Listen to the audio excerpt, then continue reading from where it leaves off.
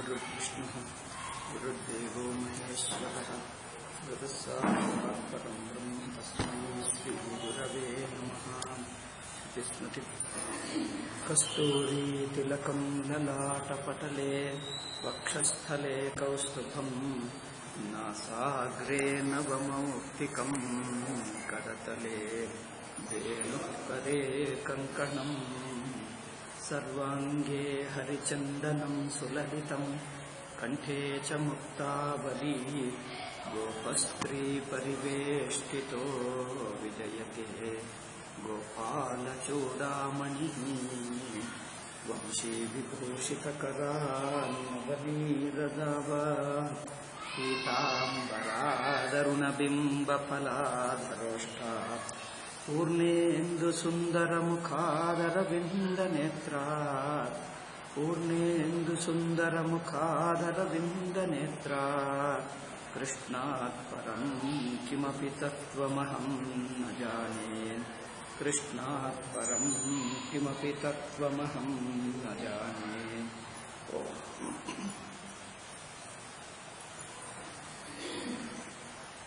ರೇಣುಕಾಸುರ ಕತ್ತೆ ರೂಪದಲ್ಲಿ ಬಂದು ಕೀರ್ಚುತ್ತಾ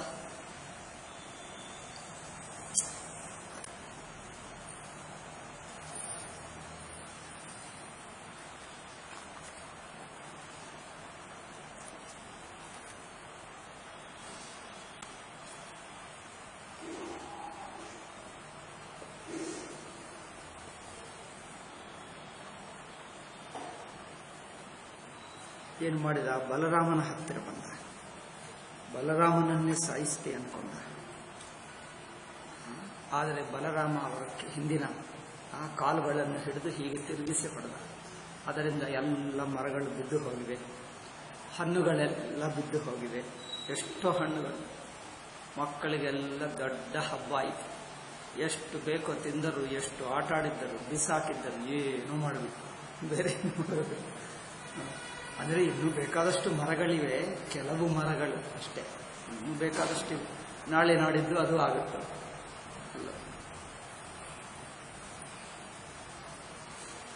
ಲೀಲ ಮಾಡುವಾಗ ಸ್ವಲ್ಪ ಬೀಭತ್ಸವೂ ಆಗುತ್ತದೆ. ರಾಕ್ಷಸ ಸಂಹಾರ ಮಾಡಿದಾಗ ಸ್ವಲ್ಪ ಬೀಭತ್ಸ ಅಂದರೆ ಸ್ವಲ್ಪ ಧ್ವಂಸ, ನಾಶ ಹಾಗೇ ಆಗ್ತದೆ. ಸರಿಯಾಗಿದೆ. ಹೌದು, ಅವ್ರ ನೆಂಟರು ಬಂದರು.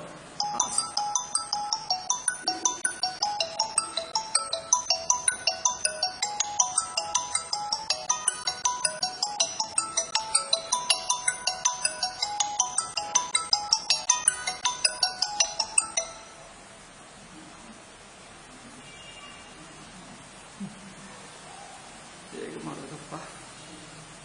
ಅವರು ಈ ಟೈಮ್ಗೆ ಫೋನ್ ಮಾಡ್ತಾರೆ. ಈ ಫೋನ್ ಅವರು ನಾವು ಲೈವ್ ಮಾಡುವಾಗ ಫೋನ್ಗೆ ಆಫ್ ಮಾಡುವುದು ಕೊಟ್ಟೇ ಇಲ್ಲ, ಅದು ಆಫ್ ಬಂದನೇ ಬರ್ತದೆ. ಈ ಫೋನ್ ತಯಾರು ಮಾಡಿರುವವನು, ಫೋನ್ ಕಂಪನಿಯವನು, ಒಂದು ನಡೆಯುತ್ತಾ ಇದ್ದರೆ ಇನ್ನೊಂದು ನಿಲ್ಲಿಸಬೇಕು.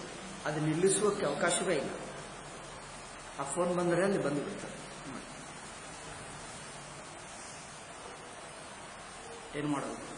ಅವ್ರು ಹೀಗೆ ಮಾಡ್ತಾರೆ. ಅವ್ರಿಗೆ ಬೇರೆ ಟೈಮ್ ಇಲ್ಲ ಅಂದರೆ ತುಂಬ ಕಷ್ಟ.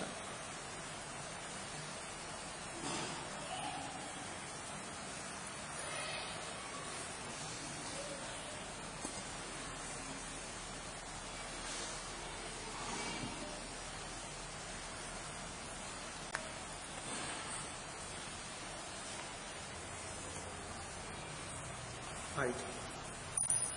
ತತಃ ಕೃಷ್ಣಂಚ ರಾಮಂಚ ಜ್ಞಾತಯೋ ಧೇನುಕಸ್ಯಯೇ ಪೃಷ್ಟಾರೋಭ್ಯದ್ರವನ್ ಸರ್ವೇ ಸಂರಬ್ಧಾ ಹತ ಬಾಂಧವಾ. ಬಂಧುಗಳು ಬಂದರು, ಅವರೂ ಸತ್ತು ಹೋದರು. ಅದರಿಂದ ಇನ್ನೂ ಕೆಲವರು ಓಡಿ ಹೋದರು. ಅಲ್ಲವೇ? ತಾಂಸ್ತಾನ ಪತತಃ ಕೃಷ್ಣೋ ರಾಮಶ್ಚ ನೃಪಲೀಲಯ.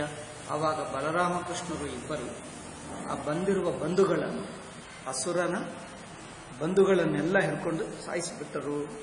ಅಸುರನಿಗೆ ಸಂಹಾರವೇ ಶೋಭ ಅಲ್ಲವೇ?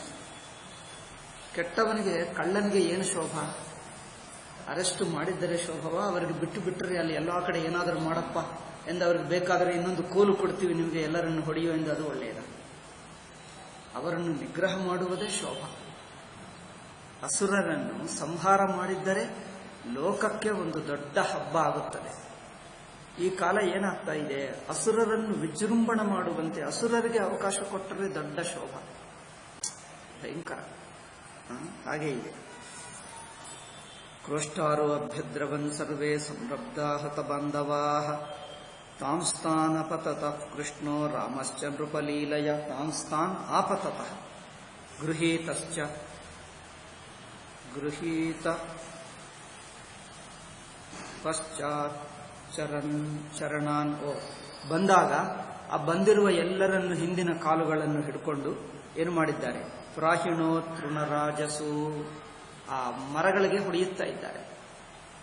ಎಷ್ಟೆಷ್ಟು ಬಂದರು, ಅವರ ನೆಂಟರು ಬಂಧುಗಳು, ಸೈನಿಕ ಒಂದು ಸೈನ್ಯ ಇರುತ್ತದೆ, ಒಂದು ಗ್ಯಾಂಗ್ ಎಂದು ಹೇಳಿದ್ದೀವಲ್ಲ, ಎಲ್ಲರನ್ನು ಬಲರಾಮಕೃಷ್ಣ ಇಬ್ಬರು ಒಬ್ಬೊಬ್ಬರನ್ನು ತಿರುಗಿಸುವುದು ಹೊಡೆಯುವುದು. ಎಷ್ಟು ಜನರು ಸತ್ತು ಹೋದರು. ಫಲಪ್ರಕೀರ್ಣ ಸಂಕೀರ್ಣಂ ದೈತ್ಯ ದೇಹೈರ್ಗತಾಸುಭಿಹಿ.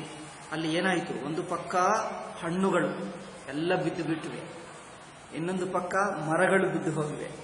ಹಣ್ಣುಗಳು, ಮರಗಳು ಕೆಲವು, ಒಂದು ಪಕ್ಕ ರಾಕ್ಷಸ. ಎಲ್ಲ ನೋಡಿದರೆ ಹೇಗಿರುತ್ತದೆ ನೋಡಿ, ಒಂದು ದೊಡ್ಡ ಬೀಭತ್ಸ ಆಯಿತು. ಮುಮುಚು ಪುಷ್ಪವರ್ಷಾಣಿ ರರಾಜಭೂಸತ. ಅದು ನೋಡಿದ್ದರೆ ಹೇಗಿದೆ ಅಂದರೆ, ಆಕಾಶವನ್ನು ನೋಡಿದ್ದರೆ ಮೋಡಗಳಿರುತ್ತವೆ ನೋಡಿ, ಹಾಗೆ ಸುಂದರವಾಗಿ ಕಂಡು ಬರ್ತಾ ಇದ್ದಾರೆ. ಸುಂದರವಾಗಿರುತ್ತದೆ ಅಂತ ನೋಡಿ.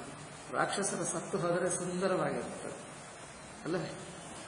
ಆಕಾಶದಲ್ಲಿ ಮೋಡಗಳಿದ್ದಾಗ, ಎಲ್ಲ ಕಡೆ ಮೋಡಗಳಿದ್ದರೆ ಹೇಗೆ ಕಂಡು ಬರುತ್ತದೋ ಭೂಮಿ ಹಾಗೆ ಕಂಡು ಬರ್ತಾ ಇದ್ದಾರೆ. ಇದೆಲ್ಲ ನೋಡಿ ಮಹತ್ಕಾರ್ಯ ಬಲರಾಮಕೃಷ್ಣರು ಮಾಡಿರುವಂಥ ಈ ಉತ್ತಮವಾದ ಕಾರ್ಯವನ್ನು ನೋಡಿ ದೇವತರಿಗೆಲ್ಲ ಆನಂದವಾಯಿತು. ನೋಡಿ, ರಾಕ್ಷಸರಿಗೆ ಸಂಹಾರ ಮಾಡಿದ್ದರೆ ಮೊಟ್ಟ ಮೊದಲ ಜನರು ಸಂತೋಷ ಪಟ್ಕೊಳ್ಳುವ ಜನರು ಯಾರು? ದೇವರು. ದೇವರಿಗೆ ರಾಕ್ಷಸರನ್ನು ಸೋಲಿಸುವುದೆಂದರೆ ತುಂಬ ಇಷ್ಟ. ಅದರಿಂದ ತಯೋಸ್ತನ್ ಸುಮಹತ್ ಕರ್ಮ ನಿಶಾಮ್ಯ ವಿಬುಧಾದಯ. ದೇವ ಋಷಿಗಳು, ಗಂಧರ್ವ, ಕಿನ್ನರ, ಕೆಂಪುರುಷಾದಿಗಳು, ಸಿದ್ಧ, ಚಾರಣ ಯಾರ್ಯಾರಿದ್ದಾರೋ ಮೇಲೆ ಅವರಿಗೆಲ್ಲ ಸಂತೋಷವಾಯಿತು. ಪುಷ್ಪವೃಷ್ಟಿ ಮಾಡಿದ್ದಾರೆ. ಭಗವಂತನ ಲೀಲೆ. ಮೂಚು ಪುಷ್ಪವರ್ಷಾಣಿ ಚಕ್ರರ್ವಾದ್ಯಾನಿ ತುಷ್ಟುವು. ವಾದ್ಯಗಳು ಅಂದ್ರೇನು, ದುಂದುಬಿ ಬಾರಿಸುವುದು ಎಲ್ಲ ಬಾರಿಸ್ತಾ ಆನಂದ ಮಾಡಿಕೊಳ್ತಾ ಇದ್ದಾರೆ, ಸಂತೋಷ ಮಾಡಿದ್ದಾರೆ. ಅಥತಾಲ ಫಲಾನ್ಯಾದಾನ್ ಮನುಷ್ಯಾಗತ ಸದ್ವಸಾಹ. ಈಗ ಇಲ್ಲಿ ಹುಡುಗರಿದ್ದಾರಲ್ಲ, ಈಗ ಇವರಿಗೆ ಏನು ಭಯವಿಲ್ಲ, ರಾಕ್ಷಸರು ಸತ್ತು ಹೋದರಲ್ಲ, ಈಗ ನಿರ್ಭಯದಿಂದ ಸಿಕ್ಕಿರುವ ಹಣ್ಣುಗಳೆಲ್ಲ ತಗೊಂಡು ಎಷ್ಟು ಬೇಕೋ ಅಷ್ಟು ತಿಂದರು, ಆಟ ಆಡಿದ್ದರೆ ಏನಾದರೂ ಆಯಿತು. ತಾಲ ಫಲಾನ್ಯಾದನ್ ಮನುಷ್ಯಾಗತ ಸದ್ವಸ ತೃಣಂಚ ಪಶವಶ್ಚೇರು ಅತದೇನುಕ ಕಾನನೆ. ಅಲ್ಲಿ ಈ ಕಾಡಿನಲ್ಲಿರುವಂಥ ಬೇಕಾದಷ್ಟು ಸ್ವಲ್ಪ ಹುಲ್ಲು ಇರುತ್ತದೆ ಅಲ್ಲವೇ? ಯಾಕಂದರೆ ಹಣ್ಣುಗಳು ಮಕ್ಕಳಿಗೆ ಸಿಕ್ಕಿತು, ಹಸುಗಳಿಗೆ ಹುಲ್ಲು ಸಿಕ್ಕಿತು, ಎಲ್ಲರಿಗೆ ಹಬ್ಬ ಆಯಿತು. ಅವು ಇವರ ಜೊತೆಗೆ ಬಂದರು. ಅವರು ಮೊದಲು ಈ ಸಲ ಬರಬೇಡ ಎಂದು ಬೇರೆ ಬೇರೆ ಕಡೆ ಇರ್ತಾರೆ, ಈಗ ಅವರನ್ನು ಕರೆದರು. ಆಯ್ತಪ್ಪ, ಇಲ್ಲಿ ಹೊಸ ಹುಲ್ಲು ಇದೆ, ಯಾರು ಇಷ್ಟು ದಿವಸ ಮುಟ್ಟಿಲ್ಲ, ಬೇಕಾದಷ್ಟು ತಿನ್ನು. ಎಲ್ಲ ಹಸುಗಳಿಗೆ ಹುಲ್ಲು, ಇವರಿಗೆ ಹಣ್ಣುಗಳು. ಈಗ ಅಸುರನೇ ಇಲ್ಲ, ನಿಶ್ಚಿಂತವಾದ ನಿರ್ಭಯದಿಂದ ಆಟಾಡ್ತಾ ಇದ್ದಾರೆ. ತಂಗೋರಜಶ್ಚರಿತ ಕುಂತಲಬದ್ಧ ಬರ್ಹೌ ಅನ್ಯಪ್ರಸೂನ ರುಚಿರೇಕ್ಷಣ ಚಾರುಹಾಸಂ. ಕೃಷ್ಣ ಕಮಲಪತ್ರಾಕ್ಷ. ಕೃಷ್ಣ ಹೇಗಿದ್ದಾನೆ? ಅಸುರ ಸಂಹಾರ ಮಾಡಿದ ನಂತರ ಕೃಷ್ಣನ ಶೋಭಾ ಸೌಂದರ್ಯ ವರ್ಣನ ಮಾಡ್ತಾ ಇದ್ದಾರೆ. ಕಮಲಪತ್ರಾಕ್ಷ, ಕಮಲಪತ್ರಗಳ ಕಣ್ಣುಗಳು ಹೇಗಿರುತ್ತವೋ ಹಾಗೆ ಸುಂದರವಾಗಿದ್ದಾನೆ. ಪುಣ್ಯಶ್ರವಣ ಕೀರ್ತನ. ಅವರ ಕೀರ್ತಿ ಹೇಗಿದೆ ಅಂದರೆ ಅತ್ಯಂತ ಪವಿತ್ರಗೊಳಿಸುತ್ತದೆ. ಭಗವಂತನ ಕೀರ್ತಿ ಎಷ್ಟೆಷ್ಟು ಹೇಳುತ್ತಾ ಇದ್ದರೆ ಅಷ್ಟು ಪಾಪ ಕ್ಷಯವಾಗುತ್ತದೆ. ಸ್ತೂಯಮಾನೋ ಅನುಗೈರ್ಗೋಪೈ. ಅವರ ಕೀರ್ತಿಯನ್ನು, ಮಹಿಮೆಯನ್ನು ಪಕ್ಕಕ್ಕಿರುವ ಗೋಪಾಲರು ಪ್ರಶಂಸೆ ಮಾಡ್ತಾ ಇದ್ದಾರೆ, ಹಾಡ್ತಾ ಇದ್ದಾರೆ. ಒಂದು ಶ್ಲೋಕ ರೂಪವಾಗಿ, ಹಾಡು ರೂಪವಾಗಿ ಹಾಡ್ತಾ ಇದ್ದಾರೆ. ನಮ್ಮ ಕೃಷ್ಣ ಇಂಥವನು, ನಮ್ಮ ಕೃಷ್ಣ ಇಂಥವನು ಎಂದು. ಸಾಗ್ರಜೋ ವ್ರಜಮಾವ್ರಜತು. ಬಲರಾಮನ ಜೊತೆಗೆ ಈಗ ಮತ್ತೆ ವೃಂದಾವನ ಗ್ರಾಮಕ್ಕೆ ಹೊರಟಿದ್ದಾರೆ. ದಾರಿಯಲ್ಲಿಯೂ ಇದೇ ಕೃಷ್ಣ ಏನು ಮಾಡಿದ್ದರೋ ಅದನ್ನೇ ಅವರು ಹಾಡುತ್ತಾ ಇರುತ್ತಾರೆ. ಎಲ್ಲರೂ ಹಾಡ್ತಾ ಈಗ ಬಂದಾಗ ಇವತ್ತು ಊರಿಗೆ ಬಂದಾಗ ಊರಿನ ಜನರಿಗೆ ಇವತ್ತಿನ ಇನ್ನೊಂದು ಹೊಸ ಘಟನೆ ಕೇಳುವಕ್ಕೆ ಅವಕಾಶ ಸಿಕ್ಕಿತು. ಈ ಹುಡುಗರು ಹಾಡ್ತಾ ಇರುತ್ತಾರೆ, ಎಲ್ಲರೂ ಕೇಳ್ತಾರೆ. ಈಗ ಅವರು ಪ್ರತಿನಿತ್ಯ ಗೋಪಾಲರು ಗೋಪಿಕೆಯರು ಎಲ್ಲರೂ ತಮ್ಮ ಬಾಗಿಲಿನಲ್ಲಿ ಅಥವಾ ಮನೆಯ ಎದುರಾಗಿ ನಿಂತುಕೊಂಡು ಕೃಷ್ಣ, ಬಲರಾಮ ಕೃಷ್ಣರು, ಗೋಪಾಲರು, ಅವರ ಹುಡುಗರು, ಮಿಕ್ಕ ಹಸುಗಳು ಎಲ್ಲ ಬರುತ್ತಾ ಇದ್ದರೆ ನೋಡುವಕ್ಕೆ ಎಲ್ಲರೂ ಹೊರಗೆ ಬಂದು ನಿಂತಿರುತ್ತಾರೆ. ಆ ಕೃಷ್ಣನನ್ನೇ ನೋಡ್ತಾ ಇರುತ್ತೆ. ತಮ್ ಗೋರಜಶ್ಚರಿತ ಕುಂತಲ ಬದ್ಧ ಬರಹ. ಅವರು ಹೇಗಿರುತ್ತಾನೆ? ಗೋರಜಃ, ಆ ಗೋವಿನ ಧೂಳಿ ಅವರ ಮುಖ ಮೇಲೆ ಬೀಳುತ್ತಾ ಇದ್ದಂತೆ. ಯಾಕಂದ್ರೆ ಗೋಧೂಳಿ ಬೀಳುವುದು ಪವಿತ್ರ ಎಂದು ಹೇಳ್ತಾರೆ ಅಲ್ಲವೇ? ಗೋಧೂಳಿ ಮನುಷ್ಯನ ಮೇಲೆ ಬಿದ್ದರೆ ಅದು ಅತ್ಯಂತ ಪವಿತ್ರ ಹೇಳ್ತಾರೆ. ಹಸುಗಳು ಮುಂದೆ ನಡೆಯುವುದು, ಹಿಂದೆ ಶ್ರೀ ಬಲರಾಮಕೃಷ್ಣರು ಗೋಪಾಲರು, ಆ ಗೋಧೂಳಿ ಸಣ್ಣ ಧೂಳಿ ಹೀಗೆ ಬೀಳುತ್ತದೆ ಮೇಲೆ. ಆ ಗೋಧೂಳಿ ಗೋರಜಶ್ಚರಿತ ಕುಂತಲ ತನ್ನ ಮೇಲೆ ಬಿದ್ದು, ತನ್ನ ಕುಂತಲ ಅಂದರೆ ಕೂದಲು, ಆ ಕೂದಲು ಮೇಲನ್ನು ಬಿದ್ದಿತ್ತು, ಕೂದಲೆಲ್ಲ ಬಿಟ್ಟ ಕುಂತಲ ಬದ್ಧ ಬರಹ. ಈ ಕುಂತಲದಲ್ಲಿ ಬರಹ ಅಂದ್ರೆ ಏನು? ನೆವಲಿಗೆರೆ ಹಾಕ್ಕೊಳ್ತಾನೆ ಕೃಷ್ಣ ತನ್ನ ಏನದು ಕೂದಲನ್ನು ಕಟ್ಟಿ, ಜಟ ಹಾಗೆ ಕಟ್ಟಿ ಅದರ ಮೇಲೆ ಒಂದು ನೆವಲಿಗೆರೆ ಇಟ್ಕೊಳ್ತಾನೆ. ಮುಖ ಮೇಲೆ ಗೋಧೂಳಿ ಇದೆ, ಕೂದಲು ಜಟ ಕಟ್ಟಿದ್ದಾನೆ, ಅದರ ಮೇಲೆ ನೆವಲಿಗೆರೆ ಇದೆ. ಕುಂತಲ ಬದ್ಧ ಬರಹವು ಅನ್ಯಪ್ರಸೂನ ರುಚಿರೆ ಕ್ಷಣ ಚಾರುಹಾಸಂ. ಅನ್ಯಪ್ರಸೂನ ಕಬೇರೆ ಹೂಗಳಿಂದ ಒಂದು ಸಣ್ಣ ಮಾಲ ಮಾಡಿ ಆ ಮಾಲೆಯನ್ನು ತನ್ನ ಜಟ ಸುತ್ತು ಕಟ್ಟಿದ. ಬಲರಾಮ ಕೃಷ್ಣ ಇಬ್ಬರೂ ಹಾಗೆ ಒಂದು ಜಟ ಕಟ್ಟಿ ಆ ಜಟಕ್ಕೆ ನೆವಲಿಗೆರೆ ಇಡುವುದು, ಸುತ್ತೇನು ಹೂಗಳನ್ನು ಕಟ್ಟುವುದು, ಕೈಯಲ್ಲಿ ಮುರಳಿ ಇಟ್ಟುಕೊಂಡ. ಈ ಕಡೆ ಏನಿರುತ್ತದೆ? ಒಂದು ಕಂಬಳ ಹೇಳ್ತಾರೆ, ನೀವೇನು ಹೇಳ್ತಾರೆ? ಕಂಬಳಿ. ಕಂಬಳಿ ಆಯ್ತು. ಈ ಸೈಡು ಕಂಬಳಿ, ಇನ್ನೊಂದು ಈ ಕೈಯಲ್ಲಿ ಒಂದು ಕೋಲಿರುತ್ತದೆ ನೋಡ. ಹಸುಗಳನ್ನು ಕಾಯುವುದಂದ್ರೆ ಒಂದು ಕೋಲಿರಲೇಬೇಕು. ಆ ಒಂದು ಕೈಯಲ್ಲಿ ಕೋಲು, ಒಂದು ಕೈಯಲ್ಲಿ ಮುರಳಿ, ಅಷ್ಟೇ. ಈಗ ಎಂದು ಕಂಬಳಿ ಈಗ ಹಾಕ್ಕೊಂಡು ಬರ್ತಾ ಇದ್ದಾನೆ, ಪಂಚ ಉಟ್ಕೊಂಡು. ಹೇಗೆ ಪೀತಾಂಬರಧಾರಿ. ಪೀತಾಂಬರ ಅಂದ್ರೆ ಏನು ಹೇಳ್ತೀರಿ ನೀವು? ಬಣ್ಣ ಯಾವ ಬಣ್ಣ? ಎಲ್ಲೋಕೆ ಏನು ಹೇಳ್ತೀರಿ? ಎಲ್ಲೋನೇ ಹೇಳಬೇಕಾ ಕನ್ನಡದಲ್ಲಿ? ಅರಿಶಿಣ ಬಣ್ಣ, ಹಳದಿ ಅಲ್ಲವಾ? ಅದೇ ಹಳದಿ ಬಣ್ಣ.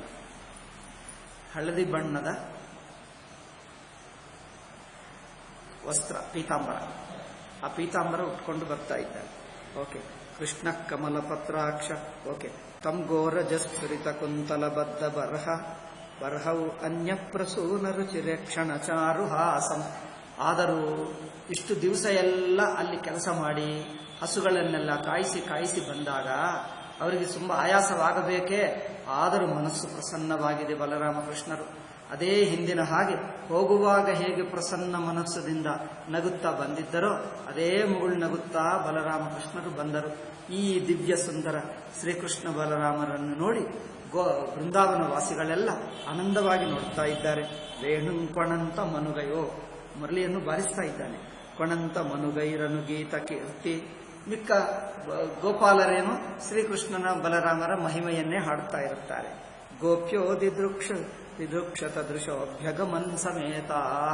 ಗೋಪಾಲರು ಗೋಪಿಕರೆಲ್ಲ ಈ ಕೃಷ್ಣನನ್ನು, ಈ ಸುಂದರ ಮುಖವನ್ನು ನೋಡಿ ಆನಂದ ಪಡ್ಕೊಂಡರಂತೆ. ಮತ್ತೆ ಕೃಷ್ಣನ ದರ್ಶನವಾಯಿತೇ.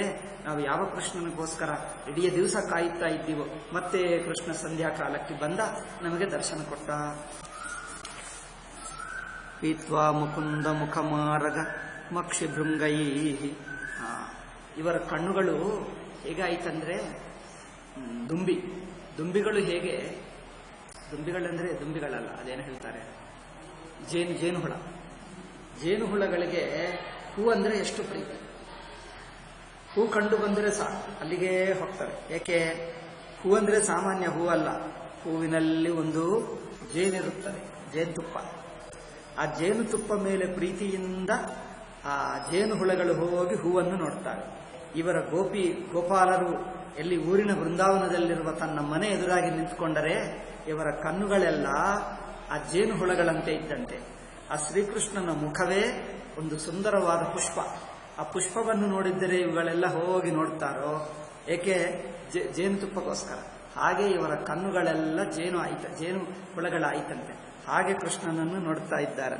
ಪೀತ್ವಾ ಮುಕುಂದ ಮಕರನ್ ಮುಖಸಾರಘಮಕ್ಷಿ ಭೃಂಗೈ ತಾಪಂ ಜಹುರ್ವಿರಹಜಂ ವ್ರಜಯೋಷಿತೋನ್ನಿ.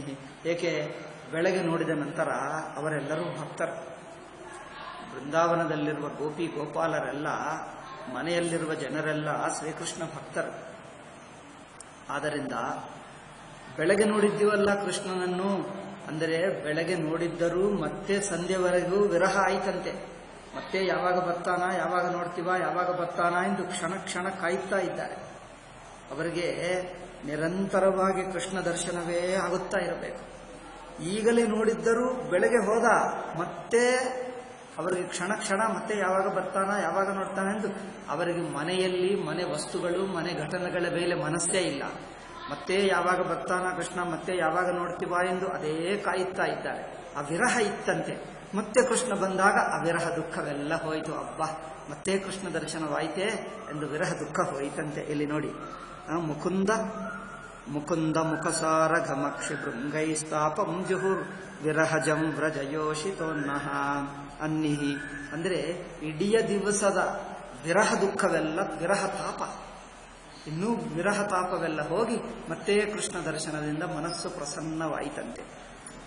ತತ್ಸತ್ಕೃತಿಂ ಸಮಧಿಗಮ್ಯ ವಿವೇಶ ಗೋಷ್ಠಂ. ಹೀಗೆ ಎಲ್ಲರಿಗೆ ಸಂತೋಷವನ್ನುಗೊಳಿಸಿದ ಶ್ರೀಕೃಷ್ಣ ಬಲರಾಮನು ತನ್ನ ಹಸುಗಳನ್ನು ಕರ್ಕೊಂಡು ಹೋಗಿ ತನ್ನ ಕೊಟ್ಟಿಗೆಯಲ್ಲಿ ಬಿಟ್ಟು ಸಮಧಿಗಮ್ಯ ವಿವೇಶ ಗೋಷ್ಠಂ ಸವ್ರೀಡಹಾಸವಿನಯಂ ಯದಪಂಗ ಮೋಕ್ಷಂ. ಅವರನ್ನು ನೋಡಿದಾಗ ಆ ಹಸುಗಳನ್ನೆಲ್ಲ ತಮ್ಮ ತಮ್ಮ ಕೊಟ್ಟಿಗೆಯನ್ನು ಬಿಟ್ಟರು, ತಗೊಂಡರು. ಓಕೆ, ಏಕೆಂದರೆ ಕೃಷ್ಣ ತಮ್ಮ ಹಸುಗಳನ್ನೇ ಅಲ್ಲ, ಅಲ್ಲಿರುವ ಮಿಕ್ಕ ಜನರ ಹಸುಗಳನ್ನು ತಗೊಂಡು ಹೋಗ್ತಾನೆ, ಅವುಗಳನ್ನು ಕಾಯುತ್ತಾನೆ. ಮತ್ತೆ ಇವರಿಗೆಲ್ಲ ಬಿಡುವುದು ತಮ್ಮ ಹಸುಗಳನ್ನು ತಮ್ಮ ಮನೆಗೆ, ಇನ್ನು ಕೆಲವರು ಬೇರೆಯವರಿದ್ದರೆ ಬೇರೆಯವರ ಮನೆಗೆ ಎಲ್ಲರಿಗೂ ಹೊಟ್ಟು ತನ್ನ ಮನೆಗೆ ತಲುಪಿದ್ದಾನೆ. ತಯೋರ್ ಯಶೋಧಾರೋಹಿಣ್ಯೌ ಪುತ್ರಯೋ ಪುತ್ರವತ್ಸಲೆ. ಯಶೋಧಾರೋಹಿಣಿಗೆ ಮಿಕ್ಕ ಬೃಂದಾವನದಲ್ಲಿರುವ ಗೋಪಿ ಗೋಪಾಲರಿಗೆ ಶ್ರೀಕೃಷ್ಣ ಬಲರಾಮರಂದರೆ ಇಷ್ಟು ಪ್ರೀತಿ. ಈಗ ಯಶೋಧ ರೋಹಿಣಿಗೆ ಅವ್ರಿಗೆ ಎಷ್ಟು ಪ್ರೀತಿ ಇರಬೇಕು. ಅವ್ರಿಗಂದ್ರೂ ಈಗ ಇನ್ನೇನು ತೋಚಲ್ಲ ಅವರಿಗೆ. ಕ್ಷಣ ಕ್ಷಣ ಮತ್ತೆ ಬಲರಾಮಕೃಷ್ಣರನ್ನು ನೋಡುವವರೆಗೂ ಅವರಿಗೆ ತೋಚಲ್ಲ, ಅಷ್ಟು ವಿರಹ. ಅದರಿಂದ ಮತ್ತೆ ನೋಡಿದಾಗ ಪರಮಾನಂದವಾಯಿತಂತೆ ಅವರಿಗೆ. ಪುತ್ರವತ್ಸಲ ಅಂದರೆ ಪುತ್ರನ ಮೇಲೆ ಅತ್ಯಂತ ಪ್ರೀತಿ ಉಳ್ಳವರು ಯಶೋಧಾರೋಹಿಣಿಗಳು. ಯಥಾಕಾಮಂ ಯಥಾಕಾಲಂ ಯದತ್ತಾಂ ಪರಮಾಶಿಷಃ. ಮತ್ತೆ ಬಂದಾಗ ಬಂದಿದ್ದರು ಎಂದು ಅವರು ಪ್ರೀತಿಯಿಂದ ಅವರನ್ನು ಸ್ವಾಗತ ಅಂದರೆ ನೋಡಲಿಕ್ಕೆ ಬಂದರು ಅಷ್ಟೇ. ಅವರು ಬಂದು ಹಿಂದಿನ ಹಾಗೆ ನಮಸ್ಕಾರ ಮಾಡಿದಾಗ ಅವರೇನು ಆದರದಿಂದ ಆಶೀರ್ವಾದವನ್ನು ಮಾಡಿದ್ದಾರೆ. ಗತಧ್ವಾನ ಶ್ರಮವು ತತ್ರ. ತಾಯಿ ತಂದೆ ಬಂದಾಗ ಅವರನ್ನು ನೋಡಿ ಅವರಿಗೆ ಸ್ನಾನ ಮಾಡಿಸಿ, ಏಕೆ ಅವರ ಆಯಾಸ. ಇಲ್ಲಿ ನೋಡಿ, ನಾವು ಪೂರ್ವಕಾಲದಲ್ಲಿ ನಡ್ಕೊಂಡು ಬಂದರೆ ಆಯಾಸವಾಗುತ್ತಿತ್ತು. ಈ ಕಾಲದಲ್ಲಿ ನಡ್ಕೊಳ್ಳುವುದೇ ಇಲ್ಲ. ಕಾರ್ನಲ್ಲಿ ಕೂತಿದ್ದರೆ ಕೂತ್ಕೊಂಡು ಆಯಾಸವಾಗ್ತದೆ. ಈ ಆಯಾಸ ಹೋಗಬೇಕಂದ್ರೆ ಮತ್ತೆ ಬಂದು ಮನೆಯಲ್ಲಿ ಕೂತಿದ್ದರೆ ಆಯಾಸ ಹೋಗಲ್ಲ, ಸ್ವಲ್ಪ ನಡೆಯಬೇಕು. ಈ ಕಾಲದಲ್ಲಿ ಪ್ರಯಾಣ ಮಾಡುವುದೆಂದರೆ ಕುಳಿತಿರುವ ಆಯಾಸ, ಪೂರ್ವಕಾಲದಲ್ಲಿ ನಡೆದಿರುವ ಆಯಾಸ. ಪ್ರಯಾಣ ಅಂದರೆ ನಡೆದು ಆಯಾಸ ಆಗುತ್ತೆ. ಈ ಕಾಲದಲ್ಲಿ ಕುಳಿತುಕೊಂಡು ಆಯಾಸ ಆಗ್ತಾ ಇದೆ, ನಡೆದಿರುವ ಆಯಾಸ ಅಲ್ಲ. ಆದ್ದರಿಂದ ನೀವು ಎಲ್ಲಾದರೂ ಊರಿಗೆ ಹೋಗಿ ಬಂದರೆ, ಅಯ್ಯೋ ನೀವು ಪ್ರಯಾಣ ಮಾಡಿ ಬಂದಿದ್ದೀರಾ, ಆಯ್ತಾಯ್ತು ವಿಶ್ರಾಮ ಮಾಡಿಕೊಂಡೆ ಅಂದರೆ, ಇದು ವಿಶ್ರಾಮ ಅಲ್ಲ. ಅಲ್ಲಿ ಬಸ್ಸಿನಲ್ಲಿ ರೈಲಿನಲ್ಲಿ ಕುಳಿತುಕೊಂಡೇ ಬಂದಿದ್ದು, ಈಗ ಸ್ವಲ್ಪ ನಡೆಯೋದೇ ಬೇಕು ಅಲ್ಲ. ಈ ಕಾಲದ ಉಲ್ಟಾಗಿ. ಅದರಿಂದ ನಡ್ಕೊಂಡು ಬಂದರೆ ಆಯಾಸವಾಗುವುದಂದರೆ, ಆಯಾಸವನ್ನು ಪರಿಹಾರ ಹೇಗೆ ಮಾಡುತ್ತಿದ್ದರು? ನಾವೇನು ಮಾಡ್ತೀವಿ? ಆಯಾಸ ಅಂದರೆ ಮಲ್ಕೊಂಡು ಹೋದೋ ಏನೋ ಅಂದಿದ್ದಾರೆ. ಅವರು ಪೂರ್ವಕಾಲದಲ್ಲಿ ಶಾಸ್ತ್ರ ಹೇಳುತ್ತದೆ, ಆಯುರ್ವೇದ, ಸ್ನಾನ ಮಾಡಿದ್ದರೆ ಆಯಾಸ ಹೋಗುತ್ತದೆ, ಅದು ಬೆಸ್ಟ್. ಆಯಾಸ ಹೋಗುವುದಂದ್ರೆ ಸ್ನಾನ. ಈ ಕಾಲದಲ್ಲಿ ಆ ಪದ್ಧತಿ ಇಲ್ಲ, ಹೋಯಿತು. ಪೂರ್ವಕಾಲದಲ್ಲಿ ನಡ್ಕೊಂಡು ಬಂದಿರುವ ಆಯಾಸ ಸ್ನಾನ ಮಾಡಿದ್ದರೆ ಹೋಗ್ತಾರೆ. ಜನರು ಸ್ನಾನ ಮಾಡಲ್ಲ, ಆಯಾಸ ಆಗಿದ್ದರೆ ಕೂತಿರ್ತಾರೆ. ಪೂರ್ವಕಾಲದಲ್ಲಿ ನೀವು ಯಾವ ಶಾಸ್ತ್ರದಲ್ಲಿ ನೋಡಿ, ಹಿಂದಿನ ಎಲ್ಲೋ ದೂರದಿಂದ ನಡ್ಕೊಂಡು ಬಂದರು ಒಂದು ಆಶ್ರಮದಲ್ಲಿ, ಅಲ್ಲೇನೋ ಒಂದು ಕೆರೆ ಇದೆ. ಆವಾಗ ಬಂದರೆ ಏನು ಮಾಡ್ತಾರೆ? ಮೊದಲು ಸ್ನಾನ ಮಾಡ್ತಾರೆ. ಸ್ನಾನ ಮಾಡಿದ್ದರೆ ಆಯಾಸವೆಲ್ಲ ಹೋಯಿತು ಎಂದು ಕಥೆಯಲ್ಲಿ ಹೇಳುತ್ತಾರೆ. ಮೊದಲು ಸ್ನಾನ ಮಾಡಿದ್ದರೆ ಆಯಾಸವೆಲ್ಲ ಹೋಗುತ್ತದೆ, ಅದೊಂದು ಪದ್ಧತಿ. ಗತಾಧ್ವಾನಾಶ್ರಮವು ತತ್ರ ಅದರಿಂದ ನಡ್ಕೊಂಡು ಬಂದಿರುವುದರಿಂದ ಶರೀರಕ್ಕೆ ಎಲ್ಲ ಆಯಾಸವಾಯಿತು. ಅದರಿಂದ ಮಜ್ಜನೋನ್ಮರ್ದನಾದಿಭಿ ಮೊದಲು ಸ್ನಾನ ಮಾಡಿಸಿದ್ದಾರೆ ಇವರಿಗೆ, ಬಲರಾಮಕೃಷ್ಣರಿಗೆ. ಯಾರು? ಯಶೋಧಾರೋಹಿಣಿಯವರು.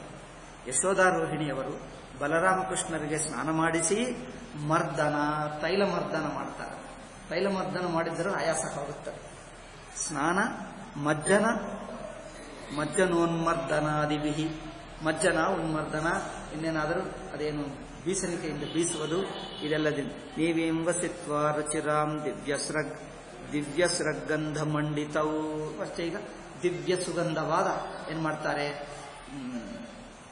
ಹೂಮಾಲೆ, ಸುಗಂಧ, ಹೂವಿನ ಸುಗಂಧವು ತಗೊಂಡರೂ ಮನಸ್ಸಿಗೆ ಆನಂದವಾಗ್ತದೆ. ಇನ್ನೂ ಏನಾದರೂ ಇದ್ದರೆ, ಬಿಸಿ ಹೆಚ್ಚಿದ್ದರೆ ಚಂದನ. ಆ ಕಾಲದಲ್ಲಿ, ಈ ಕಾಲದಲ್ಲಿ ಫ್ಯಾನ್ ಹಾಕ್ತಾರೆ, ಆ ಕಾಲದಲ್ಲಿ ಚಂದನ ಹಚ್ಚಿಕೊಳ್ಳುವುದು ಶರೀರಕ್ಕೆ ಚಂದನ ಹಚ್ಚಿಕೊಂಡ್ರೆ ತಂಪಾಗುತ್ತದೆ. ಸ್ವಲ್ಪ ಬೀಸಣಿಗೆ ಅಷ್ಟೇ, ಅದೇ ತಂಪು. ಈ ಕಾಲದಲ್ಲಿ ಚಂದನ ಇಲ್ಲ, ಬೀಸಣಿಗೆ ಇಲ್ಲ. ಈಗ ಒಂದಿದೆ, ಅದು ಡಗ ಡಗ ಡಗ ಡಗ ಶಬ್ದ ಮಾಡ್ತದೆ. ಆದರೆ ಹೆಚ್ಚಾದರೂ ಗಾಳಿ ಮಾಡ್ತದೆ ಅಥವಾ ಏನು ಕಡಿಮೆ ಮಾಡ್ತದೆ. ಅಲ್ಲ, ಹತ್ತಿರಕ್ಕೆ ಹೋದರೆ ಹೆಚ್ಚು, ದೂರವಿದ್ದರೆ ಅಷ್ಟು ದೂರ ನೀವು ಕೂತಿದ್ದರೆ ಏನೂ ಗಾಳಿ ಬರಲ್ಲ. ಅಲ್ಲಿ ಕೂತಿರುವವರಿಗೇನು ಹೆಚ್ಚು ಗಾಳಿ ಆಗ್ತದೆ. ಏನು ಮಾಡೋದು? ಅಲ್ಲ, ಇವರೇನೋ ಬೇಡ ಬೇಡ ಹೇಳ್ತಾರೆ, ಅಯ್ಯೋ ಫ್ಯಾನ್ ಬೇಡ ಬೇಡ. ಅವ್ರಿಗೆ ಅಲ್ಲಿ ಕೂತಿರುವವರಿಗೆ ಗಾಳಿಯೇ ಬರಲ್ಲ, ಇವರು ಬೆವರಾಗುತ್ತದೆ. ಅವ್ರಿಗೆ ಅಯ್ಯೋ ಬೇರೆ ಹೆಚ್ಚಾಗ್ತದೆ. ಏನು ಮಾಡೋದು? ಹೆಚ್ಚು ಮಾಡಿದ್ರು ಕಷ್ಟ, ಕಡಿಮೆ ಮಾಡಿದ್ರು ಕಷ್ಟ. ಈಗ ಹಾಗೆ ಆ ಫ್ಯಾನ್ ಏನೋ ಹಾಗೇ ತಿರುಗುತ್ತದೆ. ಅದಕ್ಕೆ ಖರ್ಚು, ಆ ಫ್ಯಾನ್ಗೆ ಖರ್ಚು ಬೇಕು ಅಲ್ಲವೇ? ಎಷ್ಟಾಗುತ್ತದೆ ಈ ಕಾಲದಲ್ಲಿ? ಅದಕ್ಕೆ 500 ಇರುತ್ತದ ಫ್ಯಾನ್? 2-3 ಸಾವಿರ. ಇಷ್ಟು ಫ್ಯಾನ್ಗೆ 2-3 ನೋಡಿ. ಓ ಅಯ್ಯೋ ನೋಡಿ, ಅದಕ್ಕೆ ಮೊದಲು 2,000 ಕೊಡಬೇಕು. ಮತ್ತೆ ಕರೆಂಟ್ ಬಿಲ್ಲು ಕಟ್ಟಬೇಕು. ಕರೆಂಟ್ ಬಿಲ್ ಕಟ್ಟಬೇಕು. ಮಧ್ಯದಲ್ಲಿ ಏನೇನೋ ಹಾಳಾಗ್ತಾ ಇರುತ್ತದೆ ಅಲ್ಲ. ಮತ್ತೆ ಹಾಳಾದರೆ ಅದೇನು ರಿಪೇರಿ ಇಲ್ಲ. ಈಗ ಅದು ಬಿಸಾಕಿ ಇನ್ನೊಂದು ತಗೊಂಡು ಬರೋದು. ಪೂರ್ವ ಕಾಲದಲ್ಲಿ ಒಂದು ಫ್ಯಾನ್ ಇದ್ದರೆ ಅದು ಇಡೀ ಜೀವನ 100 ವರ್ಷ ಬರುತ್ತಿತ್ತು. ಪೂರ್ವ ಕಾಲದಲ್ಲಿ ತುಂಬ ಹೆವಿ, ಒಬ್ಬನೇ ಎತ್ತಕ್ಕಾಗಲ್ಲ, 3 ಜನರು ಎತ್ತಬೇಕು. ಅದು ದೊಡ್ಡದು. ಅದು ಇದ್ದರೆ ಇಡೀ ಜೀವನ ಬರುತ್ತದೆ, 100 ವರ್ಷ ಹಾಳಾಗಲ್ಲ. ಹಾಗೆ 100 ವರ್ಷದ ಹೆಚ್ಚೆ ಇನ್ನೂ ನಡೆಯುತ್ತಾ ಇದೆ. ಈ ಕಾಲದ ಫ್ಯಾನ್ಗಳು 3 ವರ್ಷ ಬಂದರೆ ಒಳ್ಳೆಯದು, ದೊಡ್ಡದು. 100 ವರ್ಷ ಹೋಗಿ 3 ವರ್ಷ ಆಗಿದೆ ಅದರ ಆಯುಷ್ಯ. ಈಗ ಇಷ್ಟು. ಆ ಕಾಲದಲ್ಲಿ ಕೈಯಿಂದಲೇ ಮಾಡ್ಕೊಳ್ತಿದ್ದರು ಅಲ್ಲವೇ? ಈ ಕಾಲದಲ್ಲಿ ಸಿಗ್ತದ ಬೀಸಣಿಗೆಗಳು ಕೈ? ಓ, ಬಳಸುವರಿದ್ದಾರೆ? ಯಾರು ಬಳಸ್ತಾರೆ? ಓ, ಈ ಫ್ಯಾನ್ ಇಲ್ಲವಾ? ಓ ಅಯ್ಯೋ, ಒಳ್ಳೆಯದೇ. ಕರೆಂಟು ಉಳಿಯುತ್ತದೆ, ಒಳ್ಳೆಯದು. ಕರೆಂಟು ವೇಸ್ಟ್ ಆಗ್ತದೆ, ಅದೇ ಒಳ್ಳೆಯದು. ಪ್ಲಾಸ್ಟಿಕ್ದು ಬಂದಿದೆ. ಪೂರ್ವ ಪ್ಲಾಸ್ಟಿಕ್ನಿಂದ ಗಾಳಿ ಬರ್ತದೆ. ಅದೇನು ಹೇಳ್ತಾರೆ? ಬಿದಿರಿನ. ಈ ಕಾಲದಲ್ಲಿ ಸಿಗ್ತದೆ. ಓ, ಅದು ಒಳ್ಳೆಯದು. ಆ ಬಿಸಿಲಿನದು ಹೀಗೆ ತಿರುಗಿಸೋದು. ಆದರೆ ತಾವು ಮಾಡ್ಕೊಳ್ಳೋದು ಕಷ್ಟ. ಯಾಕಂದ್ರೆ ಇದು ಮಾಡುತ್ತಾ ಇರೋದು ಕಾಲಕ್ಕಾಗಲ್ಲ. ಇನ್ನೊಬ್ಬರು ಮಾಡೋರು ಆಗಬೇಕಾಗ, ಇನ್ನೊಬ್ಬರು ಮಾಡುತ್ತಾ ಇರಬೇಕಲ್ಲ. ಓದುವವರು, ಬರೆಯುವವರಿಗೆ ಇದು ನೋಡುತ್ತಾ ಇದು ಬರೆಯುತ್ತಾ ಇದ್ದಾರೆ, ಅದೇ ಅಲ್ಲಿ ಅದು ಬೇರೆಗಡೆ ಇರುತ್ತೆ. ತಾನು ಮಾಡ್ಕೊಳ್ಳಕ್ಕಾಗಲ್ಲ ಅಲ್ಲವೇ? ಏನು ಬರ್ತಾ ಇವೆ ಒಳ್ಳೆಯದು. ಪೂರ್ವ ಕಾಲದಲ್ಲಿ ಹಾಗಿತ್ತು. ಸೊ ಅಂದ್ರೆ ಈಗಲೂ ಬಳಸುವರಿದ್ದಾರೆ. ಬಿದಿರಿನದು ಮಾಡ್ತಾರ, ಈಗಲೂ ಮಾಡುವರಿದ್ದಾರೆ, ಬಳಸುವರೂ ಇದ್ದಾರೆ. ಅಂದ್ರೆ ಇಷ್ಟು ಕರೆಂಟ್ ಬಂದರೂ ಕರೆಂಟ್ಗೆ ಇನ್ಸಲ್ಟ್ ಮಾಡಿ ತಾನೇ ಮಾಡಿ ಬಳಸ್ಕೊಳ್ತಾ ಇದ್ದಾರಾ? ಅಯ್ಯೋ ರಾಮ. ಆ ಕರೆಂಟ್, ಓಹೋ, ಮದುವೆಯಲ್ಲೇನು ಪ್ರತಿ ದಿವಸ ಏನಿರಲ್ಲ, ಯಾವಾಗಲೂ ಜೀವನಕ್ಕೊಂದು ಸಲ ಮದುವೆ ಎಷ್ಟು ಸಲ ಮಾಡ್ಕೊಳ್ತಾರೆ? ಜೀವನಕ್ಕೊಂದು ಸಲ ಮಾಡ್ತಾರ? 100 ಸಲ ಮಾಡ್ತಾರೆ ಅಷ್ಟೇ. ಒಂದು ಸಲಕ್ಕೆ ಅವರು ಮಾಡುವವರಿಗೆ ಸೇಲ್ ಆಗ್ತದೆ. ಏನೋ ಇದೆ ಗೊತ್ತಿಲ್ಲ. ಸೊ ಈಗಲೂ ಅಂಗಡಿಯಲ್ಲಿ ಸಿಗ್ತಾ ಇದೆ, ಒಳ್ಳೆದು. ಐ ಥಿಂಕ್ ನಮ್ಮ ಭಗವಂತನಿಗೆ, ರಾಮಚಂದ್ರನಿಗೆ ಮಾಡಬೇಕು ಅಲ್ಲದೆ, ನಮ್ಮ ಮಂದಿರದಲ್ಲಿ ರಾಮಚಂದ್ರನಿಗೆ ಸ್ವಾಮೀಜಿಗೆ ಅದರಿಂದ ಮಾಡಬೇಕು. ಅಲ್ಲ, ಅವರಿಗೆ ಇದಿಲ್ಲ, ಇನ್ನು ಬೇರೆ ಇರುತ್ತದೆ. ಚಾಮರಂ ವಿಜಯ ಅದೇನೋ ಇರುತ್ತದೆ ನೋಡಿ, ಕೂದಲಿನಿಂದ. ಆ ಕೂದಲಿನಿಂದ ಏನು ಗಾಳಿ ಬರಲ್ಲ, ಬೀಸಣಿಗೆನೇ ಚೆನ್ನಾಗಿ, ಅದರಿಂದಲೇ ಬರ್ತದೆ. ಶ್ಯಾಮರಸ. ಅಂದ್ರೆ ಚಾಮರಂ ಅಂದ್ರೆ ಚಾಮರ ಮೃಗ ಇರುತ್ತದೆ ನೋಡಿ, ಚಮರಿ ಮೃಗ, ಚಮರಿ ಮೃಗದ ಕೂದಲು. ಆ ಚಮರಿ ಮೃಗದ ಕೂದಲು ತಂದು ಎಲ್ಲ ಒಂದು ಬಗೆಯಾಗಿ ಕಟ್ಟಿ ಅದನ್ನು ಹೀಗೆ ಮಾಡಿದ್ರೆ ಚಾಮರಂ ಅಂತಾರೆ. ಚಮರಿ ಒಂದು ಮೃಗ ಇರುತ್ತದೆ, ಆ ಮೃಗದ ಕೂದಲು ಅನಿಸ್ತದೆ ಅಲ್ಲವೇ? ಮೃಗ, ಆ ಮೃಗದ ಕೂದಲೇ ಆ ಬಿಳಿ ಬಿಳಿ ಇರ್ತದೆ. ಪೂರ್ವ ಕಾಲದಲ್ಲಿ ಚಮರಿ ಮೃಗದ ಕೂದಲು ಬರುತ್ತಿತ್ತು. ಈ ಕಾಲದಲ್ಲಿ ಕೂದಲಿಲ್ಲ, ಅದೇನೋ ಪ್ಲಾಸ್ಟಿಕ್ ಅದು ಮಾಡಿ ಬಣ್ಣ ಹಾಕಿ ಆ ಚಮರಿಯನ್ನು ಹೇಳ್ಬಿಡ್ತಾರೆ. ಆ ಎಲ್ಲಕ್ಕೂ ಪ್ಲಾಸ್ಟಿಕ್ಕೇ, ಎಲ್ಲಕ್ಕೂ ಪ್ಲಾಸ್ಟಿಕ್ಕೇ. ನನಗೆ ಬ್ರಹ್ಮದೇವನಿಂದ ಆ ಬ್ರಹ್ಮ ಸ್ತಂಭ ಪರ್ಯಂತ ಪ್ಲಾಸ್ಟಿಕ್ ಆಗಿಬಿಟ್ಟಿದೆ ಅಲ್ಲ. ಪೂರ್ವ ಕಾಲದಲ್ಲಿ ಈಗ ಹೋಯಿತು. ಎಲ್ಲಿದೆ ಅಂದ್ರೆ ಬ್ರಹ್ಮಲೋಕದಲ್ಲಿಯೂ ಪ್ಲಾಸ್ಟಿಕ್, ಸ್ವರ್ಗದಲ್ಲಿ ಪ್ಲಾಸ್ಟಿಕ್, ಪಿತೃಲೋಕದಲ್ಲಿ ಪ್ಲಾಸ್ಟಿಕ್, ನರಕಕ್ಕೆ ಹೋದರೂ ಅಲ್ಲಿ ಪ್ಲಾಸ್ಟಿಕ್ ಸಿಗ್ತದೆ. ಈ ಕಾಲದಲ್ಲಿ 14 ಲೋಕಗಳಲ್ಲಿ ಪ್ಲಾಸ್ಟಿಕ್ ಇದೆ. ಎಲ್ಲ ಹಿಂದಿಂದೆಲ್ಲ ನಾಶ ಮಾಡಿಬಿಟ್ಟರು. ಎಲ್ಲಕ್ಕೂ ಪ್ಲಾಸ್ಟಿಕ್ ಪ್ಲಾಸ್ಟಿಕ್ ಪ್ಲಾಸ್ಟಿಕ್. ಅಪ್ಪ, ಅದೇ ಈ ಕಾಲದಲ್ಲಿ ಕಂಡು ಬರುತ್ತದೆ, ಮಂದಿರದಲ್ಲಿದೆ. ಅದು ಚಮರಿ ಮೃಗದ ಕೂದಲಲ್ಲ ಅನಿಸುತ್ತದೆ. ಅದು ಚಮರಿ ಮೃಗದಲ್ಲೇ ಒಂದು ಬಗೆಯಾದ ಸುಂದರವಾದ ಸುಗಂಧ ಬರುತ್ತದೆ. ನೋಡ್ಲಿಕ್ಕೆ ಏನು ಮೃದುವಾಗಿ ಗಾಳಿ ಬರುತ್ತದೆ, ಜೋರಾಗಿ ಬೀಸಬಾರದು, ಒಂದು ಮೃದುವಾಗಿ ಗಾಳಿ ಇರಬೇಕು. ಅಪೂರ್ವ ಕಾಲದಲ್ಲಿ ಚಾಮರಂ ವಿಜಯಾಮಿ ಎಂದು ಶ್ಲೋಕದಲ್ಲಿ ಪೂಜೆ ಮಾಡಿದಾಗ ಹೇಳುತ್ತಿದ್ದರು ಅಲ್ಲ. ಈಗಲೂ ಅಲ್ಲಿ ಆಶ್ರಮದಲ್ಲಿ ಕೆಲವರಿಗೆ ಮಾಡ್ತಾರೆ. ಗುರುಗಳಿಗೆ ಶಿಷ್ಯರು ಸೇವೆ ಮಾಡುವಾಗ ಆ ಪಕ್ಕಕ್ಕೆ ಇಲ್ಲೊಬ್ಬರು ನಿಂತ್ಕೊಂಡು ಬೀಸುತ್ತಾ ಇರ್ತಾರೆ. ಅಲ್ಲೆಲ್ಲಿ ನೋಡ್ತೀರಿ ಈಗ. ಯಾಕಂದ್ರೆ ಫ್ಯಾನ್ ಇದ್ದರೂ ಮಾಡ್ತಾರೆ, ಸೇವೆ ಮಾಡಬೇಕು ಅಂಥದ್ದು ಮಾಡ್ತಾರೆ. ಓಕೆ, ಆಯ್ತು ಬಿಡಿ. ಪೂರ್ವ ಕಾಲದಲ್ಲಿ ರಾಜರಿಗೆ ಎಲ್ಲರಿಗೂ ಅದೇ ಇರುತ್ತಿತ್ತು. ಸೊ ಇದರಲ್ಲಿ ಏನು ಮಾಡಿದ್ದಾರೆ? ಹಾಸಂ ವಿನಯಂ ಯದಪ ಪುತ್ರವತ್ಸನೋ ನೀವೀಂ ವಸಿತ್ವಾ ರತಿರಾಮ್ ದಿವ್ಯಸಗಂಧ ಮಂಡಿತೈ. ದಿವ್ಯ ಸುಗಂಧ ಇರುವಂತ ಆ ಹೂಮಾಲೆಯನ್ನು ಹಾಕಿ ಅವರಿಗೆ ಬೀಸಿದ್ದಾರೆ. ಆವಾಗ ಜನನ್ಯುಪಹೃತಂ ಪ್ರಾಶ್ಯ ಸ್ವಾದ್ವನ್ನಂ. ತಾಯಂದಿರು ಇಬ್ಬರು ಇದ್ದಾರಲ್ಲ, ರೋಹಿಣಿ ಯಶೋಧ, ಅವರು ಕೊಟ್ಟಿರುವ ಊಟವನ್ನು ತಿಂದು ಜನನ್ಯುಪಹೃತಂ ಪ್ರಾಶ್ಯ, ಕೊಟ್ಟಿರುವ ಊಟವನ್ನು ತಿಂದು ಸ್ವಾದ್ವನ್ನಂ, ಮಧುರವಾದ ಅನ್ನ. ಅಂದ್ರೆ ಏನ್ ತಿಂದಿರಬಹುದು ಆ ಕಾಲದಲ್ಲಿ? ಅವರಿಗೆಲ್ಲ ಇರ್ತದೆ, ಮೊಸರು, ಅನ್ನ, ಹಾಲು ಅಷ್ಟೇ. ಬೇರೆ ಏನಾದ್ರು ಇರುತ್ತಾ? ಚಕ್ಕೆರೆ ಪೊಂಗಲೆ ಅಂಥದ್ದು ಏನು ಆ ಕಾಲದಲ್ಲಿ ಸಕ್ಕರೆ ಇರಲಿಲ್ಲ ಅಲ್ವ? ಕೃಷ್ಣನ ಕಾಲದಲ್ಲಿ ಚಕ್ಕೆರೆ ಇತ್ತ? ಬೆಲ್ಲ ಇತ್ತು, ಚಕ್ಕೆರೆ ಇರಲಿಲ್ಲ. ಚಕ್ಕೆರೆ ಅನಂತರ ಬಂತು, ಅನಂತರ ಕಾಲದಲ್ಲಿ. ಆ ಕಾಲದಲ್ಲಿ ಜೇನುತುಪ್ಪ ಅಥವಾ ಬೆಲ್ಲ ಅಷ್ಟೇ. ಬೆಲ್ಲ, ಜೇನುತುಪ್ಪ ಎರಡೇ, ಚಕ್ಕೆರೆ ಇರಲಿಲ್ಲ. ನೀವು ಸಕ್ಕರೆ ಹೇಳ್ತಾರಲ್ಲ. ಜನನ್ಯುಪಹೃತಂ ಪ್ರಾಶ್ಯ ಸ್ವಾದ್ವನ್ನಮುಪಲಾಲಿತವು. ಎಷ್ಟೋ ಅವರು ಪ್ರೀತಿಯಿಂದ ಬಡಿಸಿರುವ ಆ ಊಟವನ್ನು ತಿಂದು ಏನು ಸಂವಿಶ್ವರ ಶಯ್ಯಾಯಾಮ್ ಸುಖಂ ಸುಷುಪತಿರ್ವ್ರಜೆ. ಅಷ್ಟೇ ಮಲ್ಕೊಂಡ್ರು ಅಷ್ಟೇ. ಸಂಧ್ಯೆ ಆಯ್ತಂದ್ರೆ ಆ ಕಾಲದಲ್ಲಿ ಕರೆಂಟ್ ಇಲ್ಲ, ಏನಿಲ್ಲ, ಬೇಗ ಮಲ್ಕೊಂಡ್ರು ಅಲ್ಲವೇ? 7 ಗಂಟೆಗೆ ಊಟ ಮಾಡುವುದು. ಅಷ್ಟು ಏನಾದರೂ ಪೇಷನ್ಸ್ ಇದ್ದರೆ ಸ್ವಲ್ಪ ಹಾಡು ಹಾಡುವುದು ಏನೋ ಮಾಡುತ್ತಿದ್ದರೆ 8ಕ್ಕೆ ಮಲ್ಕೊಳ್ಳುವುದು ಅಷ್ಟೇ. 8 ಲೇಟ್ ಇನ್ ದ ನೈಟ್ ಅಂದ್ರೆ 8. ಇನ್ನು ಕೆಲವರು ಅಷ್ಟು ಸ್ವಲ್ಪ ಹೆಚ್ಚಂದ್ರೆ 9 ದಾಟಲ್ಲ. ಈ ಕಾಲದಲ್ಲಿ 12 ಒಳಗೆ ಯಾರು ಮಲಗಲ್ಲ ಅಲ್ಲವೇ? ಈ ಕಾಲದಲ್ಲಿ 12 ಒಳಗೆ ಮಕ್ಕಳು ಮಲಗಲ್ಲ. ಒಬ್ಬರು ಯಾರೋ ಟೆಲಿಫೋನ್ ಮಾಡಿದ್ದಾರೆ, ಸ್ವಾಮೀಜಿ ನಿಮಗೆ ಹಣ್ಣು ನಾನು ಕಳಿಸಬೇಕು ಅನ್ಕೊಂಡಿದ್ದೀನಿ. ನಿಮಗೆ ಒಬ್ಬರು ನಮಗೆ ಪರಿಚಯವಿದ್ದಾರೆ ಹುಳಿನರಸಪುರದಲ್ಲಿ, ಅವರ ಮೂಲಕ ನಿಮಗೆ ಕಳಿಸ್ತೀನಿ ಹಣ್ಣುಗಳು ಸ್ವಾಮಿ.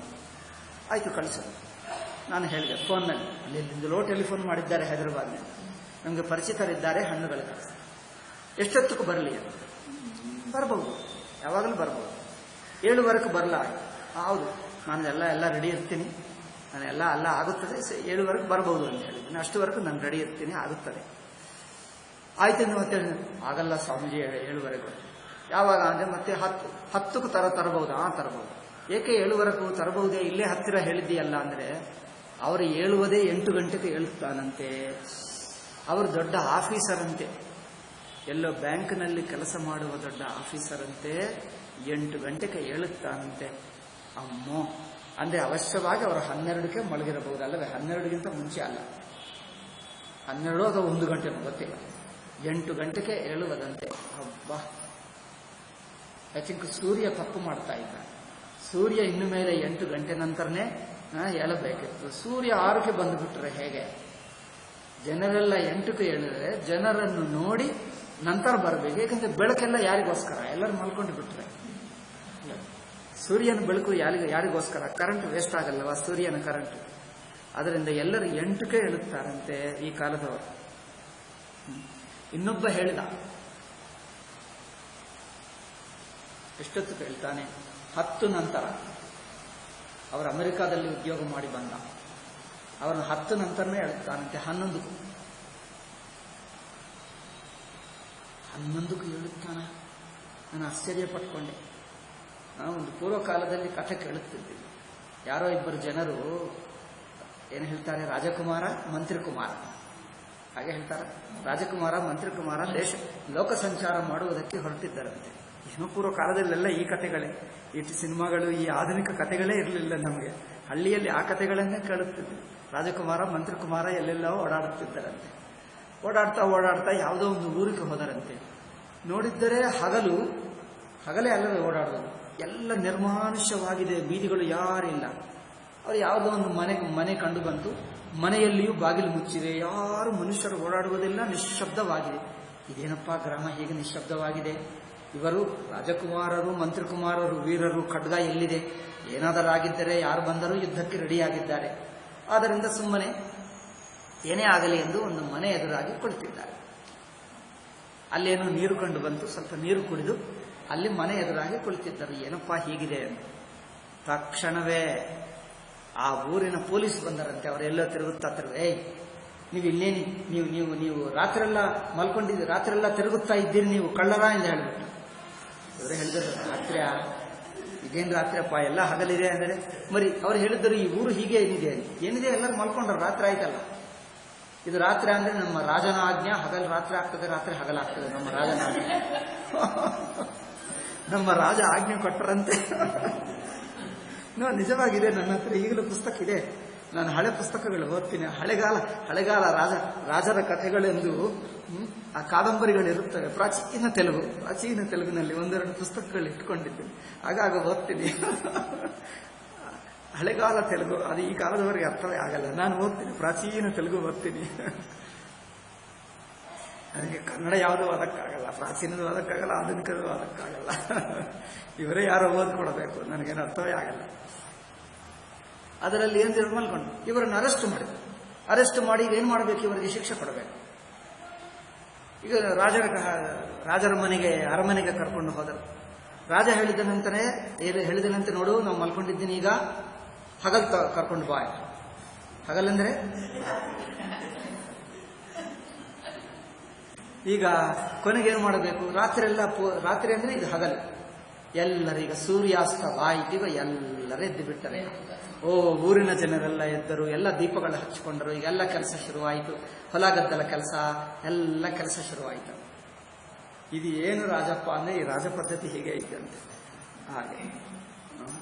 ಈಗ ಆವಾಗ ಬಂದರಂತೆ. ಇವರನ್ನು ಹೋಗಿ ಒಂದು ಸೆರೆಮನೆಯಲ್ಲಿಟ್ಟರು ಹಗಲೆಲ್ಲ. ರಾತ್ರಿ ಆದ ನಂತರ ರಾಜಕುಮಾರ ಮಂತ್ರಿಕುಮಾರನನ್ನು ಮತ್ತೆ ಕರ್ಕೊಂಡು ಹೋದರು.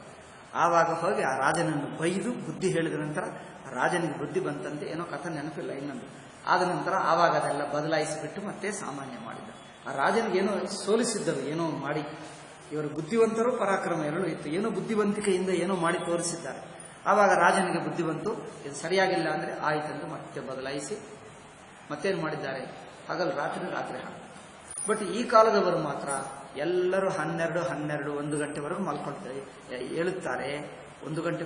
ಇನ್ನೂ ಕೆಲವರು ಗೊತ್ತಾ, ಒಬ್ಬನ ಮನೆಗೆ ಹೋದೆ ಬೆಂಗಳೂರಿನಲ್ಲಿ. ಈಗ ಇಲ್ಲ, ಹಿಂದೆ ಈಗಲೂ ಇದ್ದಾರೆ ಅವರು. ನಾನು ಈಗ ಹೋಗ್ತಾ ಇಲ್ಲ. ಅವ್ರ ಮಗ ಕಾಲೇಜ್ಗೆ ಹೋಗ್ತಾನೆ. ಎಷ್ಟೊತ್ತಿಗೆ ಮಲಗುತ್ತಾನೆ ಅಂದರೆ 3 ಗಂಟೆಗೆ ಮಲಗುತ್ತಾನೆ. 3 ಗಂಟೆ. ಅವ್ರು ಹೇಳುವುದೇ 10:30, 11 ಕೇಳ್ತಾರೆ. 3 ಗಂಟೆ. ಇವರು ಹೇಳಿದ್ರೆ ಅಂದ್ರೆ ಅವರು 12 ನಂತರನೇ ಫ್ರೆಂಡ್ಸ್ ಜೊತೆಗೆ ಮಾತಾಡ್ತಾರಂತೆ. 12, 1 ಗಂಟೆ. ರಾತ್ರಿ 1 ಗಂಟೆಗೂ ಫ್ರೆಂಡ್ಗಳ ಜೊತೆಗೆ ಟೆಲಿಫೋನ್ ಮೇಲೆ ಮಾತಾಡೋದು. ಈಗ ಆವಾಗನೇ ಫ್ರೆಂಡ್ ಭೇಟಿ ಆಗ್ತಾರೆ. ಆವಾಗ ಮಾತಾಡಿದ್ರೆ ಬೇಗ ಮಲ್ಕೊಳ್ಳುವುದೇ ಹೀಗಾಗ್ತದೆ. 1 ನಂತರ 1-1:30 ಮಾತಾಡೋದು ಶುರು ಮಾಡಿದ್ರೆ 3 ಆಗುತ್ತದೆ. 2:30, 3ಕ್ಕೂ ಒಬ್ಬ ಈಗ ರಾತ್ರಿ ಆಯ್ತಪ್ಪ ಮಲ್ಗೋ ಸಮಯ, ಮಲ್ಕೊಳ್ಳೋಣ ಎಂದು 3 ಗಂಟೆಗೆ ಮಲ್ಕೊಳ್ತಾರೆ. ಕೆಲವರು 3 ಗಂಟೆಗೆ ಎಳುವರೇ ಇದ್ದಾರೆ. ಸಾಧುಗಳು 3, 3:30, 4. ಕೆಲವರು 3, ಕೆಲವರು 3:30, ಕೆಲವರು 4 ಎದ್ದೇ ಬಿಡ್ತಾರೆ. ಅವ್ರು 8, 9ಕ್ಕೆ ಮಲ್ಕೊಂಡು ಬಿಟ್ರೆ 3, 3:30 ಹೇಳುತ್ತಾರೆ. ಇವರು 7 ಹೊತ್ತಿಗೆ ಅವ್ರು ಮಲಗುತ್ತಾರೆ. 11ಕ್ಕೆ ಹೇಳ್ತಾರೆ. ಅವರು ಕಾಲೇಜ್ಗೆ ಹೋಗಬೇಕಂದ್ರೆ ಇಲ್ಲಿಂದ ಬೇರೆ ಸಿಟಿಗೆ ಹೋದರು, ಬೇರೆ ಎಲ್ಲಿ ಏನೋ ಮಲೇಷಿಯಾ, ಸಿಂಗಪೂರು ಎಲ್ಲೆಲ್ಲಿಗೋ ಹೋದರಂತೆ. ಆವಾಗ ಅವರು ಸ್ವಲ್ಪ ಅಭ್ಯಾಸ ಬೇಗ ಮಾಡ್ಕೊಂತ 2 ಗಂಟೆಗೆ ಮಲ್ಕೊಂಡು ಅದು 10ಕ್ಕೆ ಎದ್ದು ತಕ್ಷಣವೇ ಸ್ನಾನ ಮಾಡಿಕೊಂಡು ಏನೇನೋ ಬೇಗ ತಿಂದು 10ವರೆಗೆ ಕಾಲೇಜಿನಲ್ಲಿ ಇರಬೇಕು. ಟೈಮ್ ಇಲ್ಲಪ್ಪ, ಅರ್ಧ ಗಂಟೆನೆ ಎದ್ದು ಬಿಟ್ಟು ಬಾಯಿ ಮುಚ್ಕೊಳ್ಳೋದು, ಹಾಗೆ ಹೋಗೋದು. ಏನು ಊಟನೂ ಮಾಡಿ ಸ್ನಾನವೂ ಬೇಕಾಗಿಲ್ಲ. ಹೇಳುವುದು ಬಾಯಿ ಏನ್ ಮಾಡ್ತಾರೆ, ಉಜ್ಜುವುದು ಅಷ್ಟೇ, ಹಲ್ಲುಜ್ಜುವುದು, ತಕ್ಷಣವೇ ಟಿಫಿನ್ ಮಾಡಿಕೊಂಡು ಕಾಲೇಜ್ ಕೂತು 10ವರೆಗೆ. ಈಗ ಇದು 10 ಗಂಟೆಗೆ ಹೇಳುವುದು, 10ವರೆಗೂ ಕಾಲೇಜ್ಗೆ ಹೋಗುವುದಂದ್ರೆ ಅಬ್ಬಾ ಎಷ್ಟು ಬುದ್ಧಿವಂತರಪ್ಪ. ಈಗ ಮತ್ತೆ ಸ್ನಾನ ಯಾವಾಗ ಮಾಡ್ತಾರೆ? ಈವ್ನಿಂಗ್ 5ಕ್ಕೂ ಮನೆಗೆ ಬಂದಾಗ ಆವಾಗ ಸ್ನಾನ. ನಾನು ಒಬ್ಬನನ್ನು ನೋಡಿದ್ದೀನಿ, ಯಾರು ಒಂದು ಜಪಾನ್ ಹುಡುಗ, ಅಲ್ಲಿ ಋಷಿಕೇಶ್ನಲ್ಲಿ ಇದ್ದರು, ಎಲ್ಲ ಬಗೆ ಜನರು ಇರುತ್ತಾರೆ. ಒಬ್ಬನು ಜಪಾನ್ ಹುಡುಗ ಸಂಜೆಗೆ 5ಕ್ಕೆ ಸ್ನಾನ ಮಾಡ್ತಿದ್ದ ಪ್ರತಿ ದಿವಸ. ನಾನು ಹೇಳಿದ್ದೀನಿ, ಇದೇನಪ್ಪ ಇಡೀ ದಿವಸ ಎಲ್ಲ ಇಲ್ಲ ಅಶುಚಿಯಾಗಿರುತ್ತಾನೆ, ಸಂಜೆಗೆ ಮಾತ್ರ 5 ಗಂಟೆ ಸ್ನಾನ ಮಾಡ್ತಾನೆ, ಇಡೀ ದಿವಸ ಎಲ್ಲ ಇದೇನು ಅಂದ್ರೆ ಅವ್ರ ನಮ್ಮದು ಇದೇ ಪದ್ಧತಿ ಅಂತ ಹೇಳ್ತಾರೆ. ಬೆಳಗ್ಗೆ ಸ್ನಾನ ಮಾಡಲ್ಲ, ಹಾಗೆ ಮಲ್ಕೊಳ್ತಾನೆ, ಹಾಗೆ ಹೇಳ್ತಾನೆ.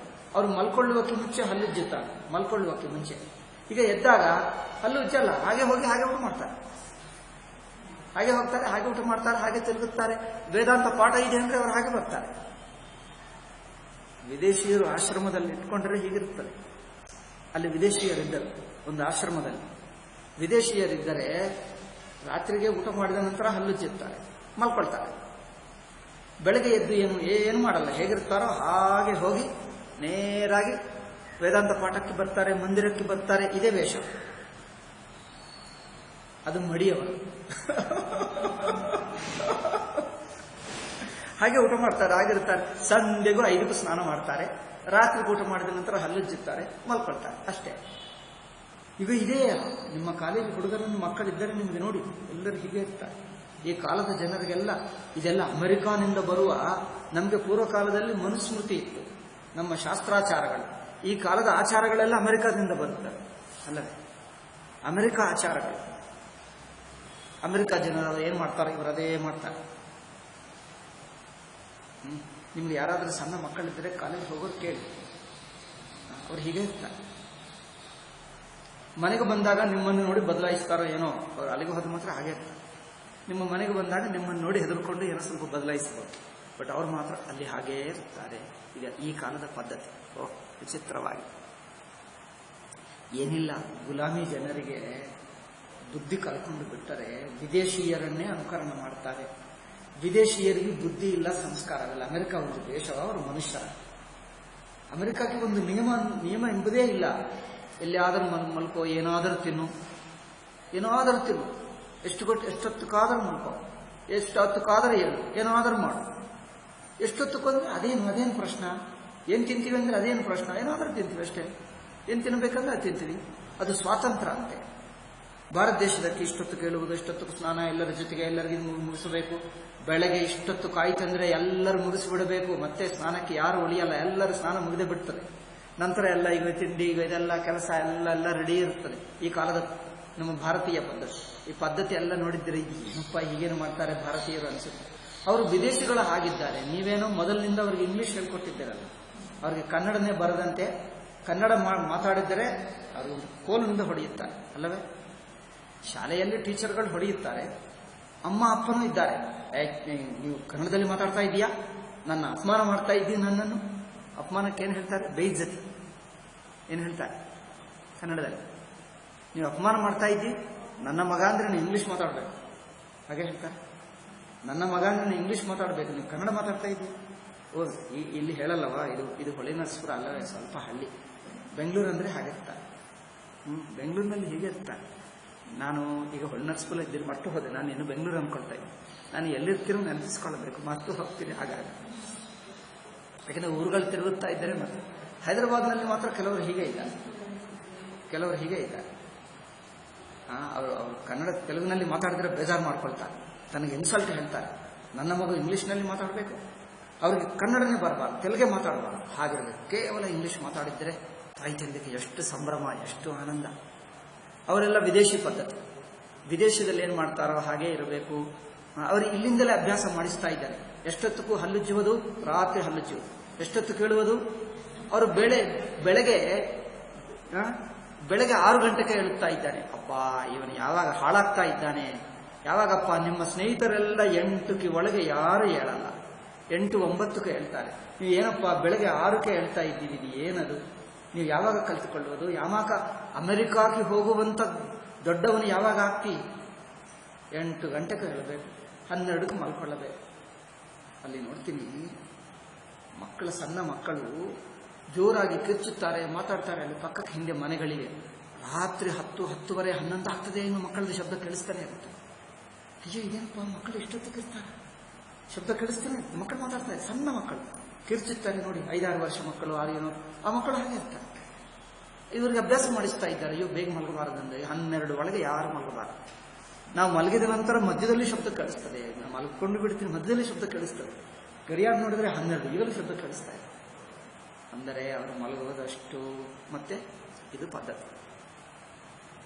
ನಿಧಾನವಾಗಿ ನಾವು ಅಮೆರಿಕ ಆಗಿಬಿಟ್ಟರೆ ಭಾರತ ದೇಶವೆಲ್ಲ ವಿಕಾಸಗೊಳ್ಳುತ್ತದೆ ಅಲ್ಲವೇ? ಭಾರತ ದೇಶ ವಿಕಾಸಗೊಳ್ಳಬೇಕಂದ್ರೆ ಆಗಿರಬೇಕು. ನಿಮ್ಮ ಮನೆಯಲ್ಲಿ ಯಾವಾಗ ಹುಲ್ಲಜ್ಜುತ್ತಾರೆ? ರಾತ್ರಿ 9:30, 10ಕ್ಕೆ ಬೆಳಗ್ಗೆ ಮಾಡ್ತಾರ? ಅಯ್ಯೋ ನೀವಿನ್ನೂ ಭಾರತೀಯರೇ ಆಗಿದ್ರಿ, ಹಳೆ ಜನರು. ನಿಮಗೆ ಮಾಡರ್ನ್ ಇಂಗ್ಲೀಷೇ ಬರಲ್ಲ, ನೀವಿನ್ನೂ ಹಳೆ ಜನರೇ ಆಗಿಬಿಟ್ಟಿರಿ, ನೀವಿನ್ನೂ ವಿಕಾಸಗೊಂಡಿಲ್ಲ ಅಲ್ಲವೇ? ನೀವಿನ್ನೂ ಪ್ರಾಚೀನ ಕಾಲ, ಹಳೆಗಾಲ ಜನರೇ. ಈ ಕಾಲದ ಹುಡುಗರನ್ನು ನೋಡಿ ಎಷ್ಟು ರಾತ್ರಿಗೆ ಹಚ್ಚುತ್ತಾರೆ. ಎಲ್ಲ ನೋಡಿ ಅಲ್ಲಿ ಬ್ರಷ್ ತಗೊಂಡು ಅಲ್ಲೆಲ್ಲಿ ಕಂಡು ಬರ್ತಾರೆ. ಬೆಳಗ್ಗೆ ನೋಡಿದ್ರೆ ಈಗ ಬೆಳಗ್ಗೆ ಅವರು ಹಚ್ಚಬೇಕಾಗೇ ಇಲ್ಲ, ಅದು ಮಾಡ್ತಾರಲ್ಲ ಹಾಗೆ ಹೇಳ್ತಾರೆ, ಹಾಗೆ ಹೀಗೆ ಹೋಗ್ತಾರೆ. ಅವತಾರ ಪುರುಷರಾಗಿ ಹೇಗೆ ಆ ನಿದ್ದೆ ಅವತಾರ, ಆ ಬಟ್ಟೆಗಳು ಹಾಗೆ, ಅವರಿರುವುದು ಹಾಗೆ, ಹಾಗೆ ತಿರುಗುತ್ತಾರೆ.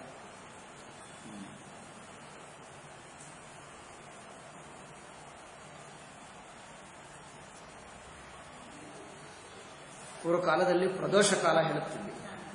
ಈ ಕಾಲದಲ್ಲಿ ಬೆಳಗ್ಗೆ 7-8 ಗಂಟೆಗೆ ಪ್ರದೋಷ ಕಾಲ ಹೇಳಬೇಕು. ಯಾಕಂದ್ರೆ ಈಗ ಆವಾಗಲೇ ಎಲ್ಲರೂ ಹೇಳ್ತಾರೆ ಅದೇ ಪ್ರದೋಷ ಕಾಲ ಎಲ್ಲರಿಗೆ. ಬೆಳಗ್ಗೆ ಹಾಗೆ ಇದ್ದಾರೆ ಈಗಿನ ಜನರು. ಆಯಿತು. ಏವಂ ಸ ಭಗವಾನ್ ಕೃಷ್ಣೋ ವೃಂದಾವನ ಚರ ಕ್ವಚಿತ್. ಹೀಗೆ ವೃಂದಾವನ ಚರಣ ಆಗಿರುವ ಶ್ರೀಕೃಷ್ಣ ಯಯೌ ರಾಮಮೃತೆ ರಾಜನ್ ಕಾಲಿಂದೀಂ ಸಖಿವೃತಃ. ಈಗ ಆ ದಿನ ಮಲ್ಕೊಂಡರು. ಬೆಳಗ್ಗೆ ಎದ್ದು ಮತ್ತೆ ಹೋಗುವುದು, ಮತ್ತೆ ಬರುವುದು, ಹೀಗೆ ಆಗುತ್ತಾ ಒಂದು ದಿವಸ ಎಲ್ಲರೂ ಏನು ಮಾಡಿದ್ದರು? ಬಲರಾಮ ಒಂದು ದಿವಸ ಬಂದಿಲ್ಲ ಅಂದ್ರೆ ಬೇರೆ ಎಲ್ಲಿಗೋ ಹೊಲ, ಕಾಡುಕೋ ಎಲ್ಲೆಲ್ಲೋ ಬೇರೆ ಹೋದಾಗ ಕೃಷ್ಣ ಮಾತ್ರ ಇದ್ದಾನೆ.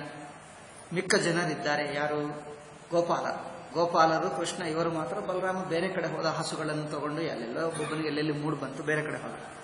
ಏವಂ ಸ ಭಗವಾನ್ ಕೃಷ್ಣೋ ವೃಂದಾವನ ಚರ ಕ್ವಚಿತ್ ಯಯೌ ರಾಮಮೃತೆ. ರಾಮಮೃತೆ ಬಲರಾಮನಿಲ್ಲದಿರುವಾಗ ರಾಜನ್ ಕಾಲಿಂದೀಂ ಸಖಿಭಿರ್ವೃತಃ. ಒಂದು ಕಾಲಿಂದಿ ಎಂದು ನದಿ ಇದೆ. ಆ ನದಿ ಪಕ್ಕಕ್ಕೆ, ಆ ನದಿಯಲ್ಲೇ ಒಂದು ಸೈಡ್ಗೆ ಪಕ್ಕಕ್ಕೂ ಒಂದು ದೊಡ್ಡ ಕೆರೆ ಇದ್ದಂತೆ. ದೊಡ್ಡ ಕೆರೆ ಇದೆ ಆ ನದಿ ಪಕ್ಕಕ್ಕೆ, ಕಾಲಿಂದಿ ನದಿಯಲ್ಲೇ. ಸಖಿಭಿರ್ವೃತ ಅತಗಾವಶ್ಚ ಗೋಪಾಶ್ಚ ನಿಧಾಗಾತ ಪಪೀಡಿತ. ಬಿಸಿಲು ಕಾಲ, ತುಂಬ ಶೆಕೆ ಆಗ್ತಾ ಇದೆ. ಶೆಕೆ ಆಗ್ತಾ ಇರುವಾಗ ಈ ಗೋಪಾಲರು, ಹಸುಗಳು ಎಲ್ಲ ಬಾಯಾರಿಕೆ ಆಗ್ತಾ ಇದೆ ಎಂದು ನೀರು ಕುಡಿಯುವಕ್ಕ ಆ ಸೈಡ್ಗೆ ಹೋದರು. ಅಂದ್ರೆ ಹಸುಗಳು ಎಲ್ಲೆಲ್ಲೋ ತಿರುಗುತ್ತಾ ಇಲ್ಲೇ ನದಿ ಇದೆ ಅಲ್ಲವೇ, ಈ ಸೈಡೆ ಹೋಗೋಣ ಎಂದು ಆ ಸೈಡೆ ಹೋಗೋಣ. ಸಾಮಾನ್ಯವಾಗಿ ಎಲ್ಲರೂ ತಿರುಗುವ ಒಂದು ಜಾಗ ಇರುತ್ತದೆ.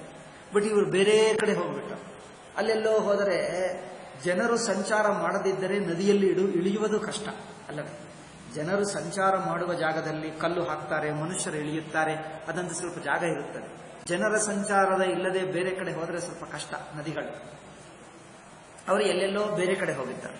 ಹೋಗಿ ತುಂಬಾ ಬಾಯಾರಿಕೆ ಆಗ್ತಾ ಇದೆ, ಬಿಸಿಲು ಇದೆ ಎಂದು ಆಯ್ತೊಂದು ನೀರು ಕುಡಿಯೋಣ ಎಂದು ಆ ಪಕ್ಕಕ್ಕೆ, ಆ ನದಿ ಪಕ್ಕಕ್ಕೆ, ನದಿ ಅಂದ್ರೆ ನದಿಯಲ್ಲೇ ಒಂದು ಪಕ್ಕಕ್ಕೆ ಒಂದು ಏನದು ಕೆರೆ ಇತ್ತು. ಅದೇನಿತ್ತು? ಕಾಲಿಂದಿ. ಅದು ಕಾಲಿಂದಿ ಹೇಳ್ತಾರೆ. ಯಮುನಾ ನದಿಯ ಒಂದು ಪಕ್ಕದಲ್ಲೇ ಇತ್ತು. ಸಖಿಭಿರ್ವೃತ ಅತಗಾವಶ್ಚ ಗೋಪಾಶ್ಚ ನಿಧಾಗಾತ ಪಪೀಡಿತ ದುಷ್ಟಂ ಜಲಂ. ಆ ನೀರು ಕಲುಷಿತವಾಯಿತು, ಪೊಲ್ಯೂಟ್. ಈ ಕಾಲದಲ್ಲಿ ಪೊಲ್ಯೂಷನ್ ಹೇಳ್ತಾರಲ್ಲ, ಆ ಕಲುಷಿತ ನೀರು ಕುಡಿದು ಬಿಟ್ಟರು. ಪಪುಸ್ತಸ್ಯಾಸ್ತೃಷಾರ್ಥ ವಿಷದೂಷಿತಂ. ಬಾಯಾರಿಕೆ ಹೆಚ್ಚಾಗುವುದರಿಂದ ತಡ್ಕೊಳ್ಳಕ್ಕಾಗದೆ ಆ ವಿಷಮಿಶ್ರಿತ ಆ ನೀರನ್ನೇ ಕುಡಿದು ಬಿಟ್ಟರು. ಇನ್ನೇನು ಎಲ್ಲರೂ ಸತ್ತು. ನೀರು ಹುಟ್ಟಾಗ ತಲೆ ಹೀಗೆ ತಿರುಗಿತು, ಅಲ್ಲೇ ಬಿದ್ದು. ಈ ಕಾಲದಲ್ಲಿ ಹೇಳ್ತಾರಲ್ಲ, ಏನೋ ವೈರಸ್ಸು ಬ್ಯಾಕ್ಟೀರಿಯಾನೋ ಏನಂತ ಗೊತ್ತಿಲ್ಲ ಅಲ್ಲವೇ. ವಿಷ ಅಂದರೆ ಏನು? ಇನ್ಫೆಕ್ಷನ್ ಅಷ್ಟೇ. ಈ ಕಾಲದಲ್ಲಿ ಇನ್ಫೆಕ್ಷನ್ ಹೆಸರು, ಆ ಕಾಲದಲ್ಲಿ ವಿಷ ಹೇಳ್ತೀವಿ ಅಷ್ಟೇ. ವಿಷದೂಷಿತಂ ವಿಷಾಂಬಸ್ತದುಪಸ್ಪೃಶ್ಯ ದೈವೋಪಹತ ಚೇತಸಃ. ಆ ವಿಷಮಿಶ್ರಿತ ಆ ನೀರನ್ನು ಮುಟ್ಟಿ ನೀರನ್ನು ಕುಡಿಯುವುದರಿಂದ ದುರ್ದೈವ ಬಂತು. ಅದೃಷ್ಟ ಏನೋ ದುರ್ವೈ ಅಂತ ಅಲ್ಲ. ನಿಪೇತುರ್ವಸವಸ್ಸರ್ವೇ, ಎಲ್ಲರೂ ಬಿದ್ದರು, ಪ್ರಾಣಗಳನ್ನೇ ಬಿಟ್ಟರು. ಸಲಿಲಾಂತೆ ಕುರುದ್ವಹ, ಆ ನೀರಿನ ದಡದಲ್ಲೇ ನೀರು ಕುಡಿದು ಹೀಗೆ ಎದ್ದು ಬಿಟ್ಟರು. ಅಷ್ಟೇ ಹೀಗೆ ಬಿಡ್ತಾ ದಡದಲ್ಲೇ ಎಲ್ಲರೂ ಬಿದ್ದರು. ಯಾರು? ಗೋಪಾಲರೆಲ್ಲ. ಕೃಷ್ಣನಿಗೆ ಮಾತ್ರ ಏನಾಗಲಿಲ್ಲ. ವೀಕ್ಷತಾನ್ ವೈ ತಥಾ ಭೂತಾನ್ ಕೃಷ್ಣೋ ಯೋಗೀಶ್ವರೇಶ್ವರ. ಕೃಷ್ಣ ಮಾತ್ರ ಯಾರು? ಯೋಗೀಶ್ವರೇಶ್ವರ. ಯೋಗಿ ಅಂದ್ರೆ ಯೋಗಿಗಳಿಗೆ ಶಕ್ತಿ ಇರುತ್ತದೆ ಅಲ್ಲವೇ. ನೀವು ನೋಡಿದ್ದೀರಲ್ಲ ಎಲ್ಲೆಲ್ಲಿ ಸಿದ್ಧ ಪುರುಷ. ಸಾಯಿಬಾಬಾ ಒಬ್ಬ ಯೋಗಿ. ಪುಟ್ಟಪರ್ತಿ ಸಾಯಿಬಾಬಾ ಇದ್ದನಲ್ಲ, ಒಂದು ಯೋಗೀಶ್ವರ, ಏನೇನೋ ಮಾಡುತ್ತಿದ್ದ. ಹಾಗೆ ಅಂತ ಯೋಗಿಗಳು ಅಲ್ಲೆಲ್ಲಿ ಸಿದ್ಧ ಪುರುಷರು ಇರ್ತಾರೆ ನೋಡಿ. ಏನೇನೋ ಶಕ್ತಿಗಳು ಇರುತ್ತವೆ. ಅವಧೂತರು, ಯೋಗಿಗಳು, ಸಿದ್ಧ ಪುರುಷರು. ಯೋಗಿಗಳಿಗೆ ಶಕ್ತಿ ಇರುತ್ತದೆ. ಸಿದ್ಧಿಗಳು. ಯೋಗಿಗಳಲ್ಲಿ ಈಶ್ವರ, ಯೋಗೀಶ್ವರ. ಯೋಗೀಶ್ವರರಲ್ಲಿ ಇನ್ನೂ ಈಶ್ವರ, ಅದು ಸಾಕ್ಷಾತ್ ಭಗವಂತನೇ. ಅಂದರೆ ಶ್ರೀಕೃಷ್ಣನ ಅನುಗ್ರಹದಿಂದಲೇ ಈ ಯೋಗಿಗಳಿಗೆಲ್ಲ ಶಕ್ತಿ ಎಲ್ಲಿಂದ ಬರುತ್ತದೆ? ಭಗವಂತನ ಅನುಗ್ರಹದಿಂದ. ಭಗವಂತನಿಗೆ ಎಲ್ಲಿಂದ ಬರುತ್ತದೆ? ಎಲ್ಲಿಂದ ಏನು? ಭಗವಂತನಿಗೆ ಸಹಜ ಶಕ್ತಿ. ಸೂರ್ಯನಿಗೆ ಬೆಳಕು ಸಹಜ. ಹಾಗೆ ಈ ಅಷ್ಟಸಿದ್ಧಿಗಳು, ಅಷ್ಟ ಏಕೆ 100 ಸಿದ್ಧಿಗಳು. ಸೃಷ್ಟಿಯನ್ನೆಲ್ಲ ಸೃಷ್ಟಿ ಸ್ಥಿತಿ ಲಯ ಮಾಡುವಂತ ಅನೇಕ ಶಕ್ತಿಗಳು. ಯಾವ ವಿಷವೂ ಅವರನ್ನೇನು ಮಾಡಲ್ಲ. ಯಾವ ಬೆಂಕಿ, ಯಾವ ಬಿಸಿ, ಯಾವುದೇನು ಮಾಡಲ್ಲ. ಎಲ್ಲ ಬೆಂಕಿಯನ್ನೇ ಕುಡಿದು ಬಿಡ್ತಾನೆ. ಅಂತ ಶಕ್ತಿ ಅವನು. ಸಾಕ್ಷಾತ್ ಯೋಗೀಶ್ವರೇಶ್ವರ. ಯೋಗೀಶ್ವರರು, ಯೋಗಿಗಳು ಭಗವಂತನ ಧ್ಯಾನ ಮಾಡಿ, ಭಗವಂತನ ನಾಮಸ್ಮರಣ ಜಪ ಮಾಡಿ ಸಿದ್ಧಿಗಳು ಪಡ್ಕೊಳ್ತಾರೆ. ಶ್ರೀಕೃಷ್ಣನಿಗೆ ಏಕೆ? ತಾನೇ ಶಕ್ತಿ. ಯೋಗೀಶ್ವರೇಶ್ವರ ಪರಮಾತ್ಮ ತಾನೇ. ಅದರಿಂದ ಯೋಗೀಶ್ವರೇಶ್ವರ ಕೃಷ್ಣ. ಈ ಪ್ರಾಣಿಗಳನ್ನೆಲ್ಲ ನೋಡಿ ಈಕ್ಷಯಾಮೃತವರ್ಷಿಣ್ಯ ಸ್ವನಾಥಾನ್ ಸಮಜೀವಯತ್. ಅಯ್ಯೋ ಹೀಗೆ ಆಗಿದ್ದಾರೆ ಅಂದರೆ ಎಲ್ಲರೂ ಒಂದು ಕೆಲವರು ಕಿರ್ಚಿದ್ದಾರೆ, ಕೆಲವರು ಬೇಜಾರು ಮಾಡ್ಕೊಂಡಾರೆ. ಅಯ್ಯೋ ನಮ್ಮ ಸ್ನೇಹಿತರೆಲ್ಲ ಹೀಗೆ ಆಗಿದ್ದಾರಲ್ಲಪ್ಪ, ನಾವೇನ್ ಮಾಡ್ತೀವಿ? ಇಂಥವರು ಆಗಿದ್ದಾರೆ, ಔಷಧಿ ಡಾಕ್ಟರ್ ಹತ್ತಿರ ಹೋಗ್ತೀವಿ. ಸ್ವಲ್ಪ ಪ್ರಾಣ ಉಳಿದಿದ್ದಾರೆ, ಅಯ್ಯೋ ಏನೋ ಇನ್ಫೆಕ್ಷನ್ ಆಯಿತು ವಿಷದಿಂದ, ಏನೋ ಅಂದ್ರೆ ಡಾಕ್ಟರ್ ಹತ್ತಿರ. ವಿಷ ತಿಂದು ಉಸಿರೇ ನಿಂತು ಹೋದರೆ ಈಗ ಯಾವ ಡಾಕ್ಟರ್ ಏನು ಮಾಡಲ್ಲ. ಯಾರಾದರೂ ಸಿದ್ಧ ಪುರುಷರಿದ್ದಾರಾ ನೋಡ್ತೀವಿ. ಸಿದ್ಧ ಪುರುಷರು ಮುಟ್ಟಿ ಇವರನ್ನು ಬದುಕಿಸ್ತಾರೆ ಅಂತ. ಈಗ ಯಾರು ಸಿದ್ಧ ಪುರುಷರು? ಸಾಕ್ಷಾತ್ ಶ್ರೀಕೃಷ್ಣನೇ ಸಿದ್ಧ ಪುರುಷ. ಅವರು ಏನು ಮಾಡಿದ? ಅಯ್ಯೋ ನಮ್ಮ ಜನರು ಹೀಗಾಗಿದ್ದಾರೆ ಎಂದು ಕಣ್ಣಿನಿಂದ ನೋಡಿದ ಅಷ್ಟೇ. ಆ ದೃಷ್ಟಿ ಬಿದ್ದರೆ ಸಾಕು, ಅಮೃತ ದೃಷ್ಟಿ. ಇಲ್ಲಿ ನೋಡಿ, ಈಕ್ಷಯ ಅಮೃತ ವರ್ಷಣ್ಯ. ಅವರ ಕಣ್ಣಿನ ನೋಟದಲ್ಲಿ ಅಮೃತ ವರ್ಷ ಇದೆ. ಆ ಕಣ್ಣಿನ ನೋಟ ಬಿದ್ದರೆ ಸಾಕು, ಎಲ್ಲರೂ ಎದ್ದು ಬಿಟ್ಟರು. ಮತ್ತೆ ವಿಷವೆಲ್ಲ ಹೋಯಿತು. ಮತ್ತೆ ಸತ್ತು ಹೋದರೆಲ್ಲ ಬದುಕಿದ್ದಾರೆ. ಏಕೆ? ಸಾಕ್ಷಾತ್ ಯೋಗೀಶ್ವರ. ಅವರಿನಲ್ಲಿ ಎಲ್ಲ ಸಿದ್ಧಿಗಳು, ಎಲ್ಲ ಔಷಧಿಗಳು, ಎಲ್ಲ ಮಂತ್ರಗಳು, ಎಲ್ಲ ಶಕ್ತಿಗಳಿವೆ. ಯಾವ ಮಂತ್ರ ತಾನು ಮಾಡಬೇಕಾಗಿಲ್ಲ. ಶ್ರೀಕೃಷ್ಣ ನಾಮಸ್ಮರಣೆನೇ ಇಲ್ಲೊಬ್ಬರಿಗೆ ಮಂತ್ರ, ಅವರಿಗೇಕೆ? ತಾನೇ ತಾನು ಶಕ್ತಿ. ತನಗೆ ಮಂತ್ರ ಬೇಕಾ? ಶಕ್ತಿ ಬೇಕಾ? ಶಕ್ತಿಯೇ ತಾನು, ಮಂತ್ರವೇ ತಾನು. ಶ್ರೀಕೃಷ್ಣನೇ ಮಂತ್ರ. ಅವನ ನಾಮ, ಅವರ ರೂಪ, ಅದು ಸ್ಮರಣವೇ ಮಂತ್ರ. ಅವರಿಗಿನ್ನೇಕೆ ಮಂತ್ರ? ಎಲ್ಲ ಶಕ್ತಿ ತಾನೇ. ಆದ್ದರಿಂದ ಈಕ್ಷಯಾಮೃತ ವರ್ಷಿಣ್ಯ ಸ್ವನಾಥಾನ್ ಸಮಜೀವಯತ್. ಈ ಅನಾಥರಾಗಿ ಬಿದ್ದಿರುವ ಈ ಹುಡುಗರನ್ನೆಲ್ಲ ಮತ್ತೆ ಬದುಕಿಸಿದ ನೋಡಿ. ತೇ ಸಂಪ್ರತೀತ ಸ್ಮೃತಯ. ಮತ್ತೆ ಎದ್ದು ಬಿಟ್ಟರು. ಎದ್ದು ಬಿಟ್ಟಾಗ ಇವು ನೆನಪಾಯಿತು ಅವರಿಗೆ. ಏನೋ ಕುಡಿದಾಗ ಏನೋ ತಲೆ ತಿರುಗಿಸಿತ್ತು, ಏನೇನೋ ಆಗುತ್ತಿತ್ತು ಹೊಟ್ಟೆಯಲ್ಲಿ, ತಲೆಯಲ್ಲಿ ಏನೇನೋ. ಈಗ ನಾವು ಹೋಗ್ತಾ ಇದ್ದೀವಿ ಪ್ರಾಣ, ಈಗ ನಾವು ಬದುಕಲ್ಲ ಎಂದು ಗೊತ್ತಾಯ್ತು. ಅಲ್ಲೇ ಬಿದ್ದು ಹೋದರು. ಅವ್ರು ಗೊತ್ತಾಯ್ತು ನಾವೆಲ್ಲ ವಿಷ ಕುಡಿದಿದ್ದೇವೆ. ಎದ್ದಾಗ ನೋಡಿದ್ದರೆ ನೆನಪಾಗ್ತಾ ಇದೆ, ನಾವೆಲ್ಲ ವಿಷ ಕುಡಿದಿದ್ದೇವೆ, ನಾವು ಸಾಯಬಹುದು, ಸಾಯಬೇಕಿತ್ತು, ಮತ್ತೆ ಬದುಕಿದ್ದೇವೆ. ನಮ್ಮನ್ನು ಯಾರು ಬದುಕಿಸಿದ್ದಾರೆ? ನಮ್ಮ ಕೃಷ್ಣ. ಎಲ್ಲಕ್ಕಿ ಯಾವ ಕೃಷ್ಣನ ಜೊತೆಗೆ ಇದ್ದೀವೋ, ಯಾವ ಕೃಷ್ಣನ ಜೊತೆಗೆ ಆಡುವುದು, ಹಾಡು ಹಾಡುವುದು, ಕೃಷ್ಣನ ಸಹವಾಸದಿಂದ, ಕೃಷ್ಣನ ಸ್ಮರಣ, ಕೃಷ್ಣನ ಸೇವದಿಂದ ಬದುಕಿದ್ದೀವೋ ಆ ಕೃಷ್ಣನೇ ನಮ್ಮನ್ನು ಪ್ರಾಣ ಬಿಟ್ಟಿರುವ ನಮ್ಮನ್ನು ಬದುಕಿಸಿದ್ದಾನೆ ಅಲ್ಲವೇ. ಸಂಪ್ರತೀತ ಸ್ಮೃತಯ. ಮತ್ತೆ ಸ್ಮೃತಿ ಬಂತು, ಪ್ರಜ್ಞೆ ಬಂತು. ಪ್ರಜ್ಞೆ ಬಂದಾಗ ಸಮುತ್ಥಾಯ ಜಲಾಂತಿಕ, ಆ ನದಿ ದಡದಿಂದಲೇ ಮತ್ತೆ ಎದ್ದು ಆಸನ್ ಸುವಿಸ್ಮಿತ ಸರ್ವೇ, ಎಲ್ಲರಿಗೂ ಆಶ್ಚರ್ಯವಾಯಿತು. ನಮ್ಗೆ ಆವಾಗಲೇ ಹೆದರಿಕೆ ಆಯಿತು, ಪ್ರಾಣ ಹೋಗ್ತಾ ಇದೆ ಅಂತ. ಈಗ ಹೋಗಲಿ ಎಂದು ಬಿಟ್ಟಿದೆ. ಏನು ಮಾಡ್ತೀವಿ, ಬಿಡಲಿ ಅಂತ ತಲೆ ತಿರುಗಿಸಿತ್ತು, ಪ್ರಜ್ಞೆ ಹೋಯಿತು, ಪ್ರಾಣನೇ ಹೋಯಿತು. ಅಯ್ಯೋ, ಪ್ರಾಣ ಹೋಗಿರೋರು ಮತ್ತೆ ಬದುಕಿದ್ದೇವೆ, ಆಶ್ಚರ್ಯವಾಯಿತು ನಮಗೆ. ಅಲ್ಲವೇ ಆ ಹಿಂದಿಂದ ನೆನಪಾಗ್ತದೆ, ಏನೋ ಹಿಂದಿನ ಜನ್ಮ ಹಾಗಿರುತ್ತದೆ ಅಲ್ಲ. ಪ್ರಾಣ ಹೋಗಿರುವವರು ಮತ್ತೆ ಬದುಕಿದ್ದರೆ ಹಿಂದಿನ ಜನ್ಮ ನೆನಪಿದ್ದಂತೆ ಆಗುತ್ತದೆ. ಅಯ್ಯೋ, ಮತ್ತೆ ಬದುಕಿದ್ದೇವೆ, ನಾನು ಬದುಕುತ್ತೇನೆ ಅನ್ಕೊಂಡಿಲ್ಲ. ಅಲ್ಲ, ಯಾರೋ ವಿಷ ಕುಡಿಯುತ್ತಾರೆ, ಕೆಲವೊಮ್ಮೆ ಮಾಡ್ತಾರೆ ನೋಡಿ. ವಿಷ ಕುಡಿಯುತ್ತಾನೆ, ನಾನು ಸತ್ತು ಹೋಗಬೇಕೆಂದು ಬರೆದು ನಾನು ಸತ್ತು ಹೋಗ್ತಾ ಇದ್ದೇನೆ, ನನಗೆ ಇವರಿಗೆ ಅನ್ಯಾಯ ಮಾಡಿದ, ನಾನು ಏನೇನೋ ಮಾಡಿದ, ಈ ಕಾಲದಲ್ಲಿ ಏನೇನೋ ಮಾಡ್ತಾರೆ, ಅದರಿಂದ ನಾನು ಸತ್ತು ಹೋಗ್ತೀನಿ ಎಂದು ವಿಷ ಕುಡಿದು ಹೋಗ್ತಾರೆ. ಈಗ ನಾನು ಪ್ರಾಣ ಹೋಗ್ತಾ ಇದೆ ಎಂದು ನಿಶ್ಚಯ ಮಾಡ್ಕೊಳ್ತಾರೆ, ಮಲ್ಕೊಂಡು ಬಿಡ್ತಾರೆ. ಸ್ವಲ್ಪ ಹೊತ್ತಿಗೆ ಏನಾಯ್ತೋ ಗೊತ್ತಿಲ್ಲ, ಮತ್ತೆ ಆಸ್ಪತ್ರೆಯಲ್ಲಿ ಕಣ್ಣು ತೆಗೆದು ನೋಡಿದ್ರೆ ನಾನು ಎಲ್ಲಿದ್ದೀನಿ. ಅವ್ರು ಹೇಳ್ತಾರೆ, ನೀವು ಬದುಕಿದ್ದೀವಿ ಎಂದು. ಹೌದಪ್ಪ, ಮತ್ತೆ ಭೂಲೋಕದಲ್ಲೇ ಬದುಕಿದ್ದೇನೆ. ಅವ್ರ ಪ್ರಾಣ ಹೋಗ್ತದೆ, ನಾನು ಎಲ್ಲ ಲೋಕಕ್ಕೆ ಹೋಗ್ತೀನಿ ಅನ್ಕೊಂಡ, ಇಲ್ಲೇ ಮತ್ತೆ ಎದ್ಬಿಟ್ಟ. ಅವಾಗ ಏನಾಗ್ತದೆ, ನಾನು ಸಾಯಬೇಕೆ, ವಿಷ ಕುಡಿದೆ, ನಾನು ವಿಷ ಕುಡಿದೇವ, ನಾನು ಬದುಕಿದ್ದೀನ? ಆಶ್ಚರ್ಯವಾಗ್ತದೆ ಅಲ್ಲ. ನಾನು ಮತ್ತೆ ಬದುಕುತ್ತಾ ಅನ್ಕೊಂಡಿಲ್ಲ. ಪ್ರಾಣ ಹೋಗಬೇಕಂದ್ರೆ ಆತ್ಮಹತ್ಯೆ ಮಾಡೋದಕ್ಕೆ ವಿಷ ಕುಡಿದ ಅಂತವ್ರು ಮತ್ತೆ ಬದುಕಿದ್ದಾರೆ. ಅವ್ರಿಗೆ ಆಶ್ಚರ್ಯವಾಗ್ತದೆ, ನಾನು ಬದುಕಿದ್ದೀನ? ಮತ್ತೆ ಪ್ರಪಂಚ ಕಂಡು ಬರ್ತಾ ಇದೆ, ಮತ್ತೆ ಪ್ರಜ್ಞೆ ಬಂತು ನೋಡಿ, ಆಶ್ಚರ್ಯ. ಹಾಗೆ ಆಯ್ತಂತೆ ಇವರಿಗೆ, ಹಾಗೆ ಆಯ್ತಂತೆ ನೋಡಿ. ಆಸಂಸು ವಿಸ್ಮಿತ ಸರ್ವೇ ವೀಕ್ಷಮಾಣ ಪರಸ್ಪರಂ ಅನ್ವಮಂ ಸತತದ್ ರಾಜನ್ ಗೋವಿಂದಾನುಗ್ರಹೇಕ್ಷಿತಂ. ಆವಾಗ ಇದೆಲ್ಲ ನಮ್ಮ ಗೋವಿಂದನ ಅನುಗ್ರಹವೇ, ನಮ್ಮ ಕೃಷ್ಣನೇ ನೋಡಿ, ನಮ್ಮ ಅಣುಗುಣದಲ್ಲಿದ್ದಾನೆ, ನಮ್ಮ ಉಸುರಿನಲ್ಲಿದ್ದಾನೆ, ನಮ್ಮ ಹೃದಯದಲ್ಲಿದ್ದಾನೆ, ನಮ್ಮ ಕೈ ಕಾಲು ಎಲ್ಲ ಅವನೇ ರಕ್ಷಣ ಅಂತ ಶ್ರೀಕೃಷ್ಣನೇ ಗೋವಿಂದ. ಗೋವಿಂದಾನುಗ್ರಹೇಕ್ಷಿತ, ಗೋವಿಂದನ ಅನುಗ್ರಹ ದೃಷ್ಟೇ ನಮ್ಮನ್ನು ಬದುಕಿಸಿತು.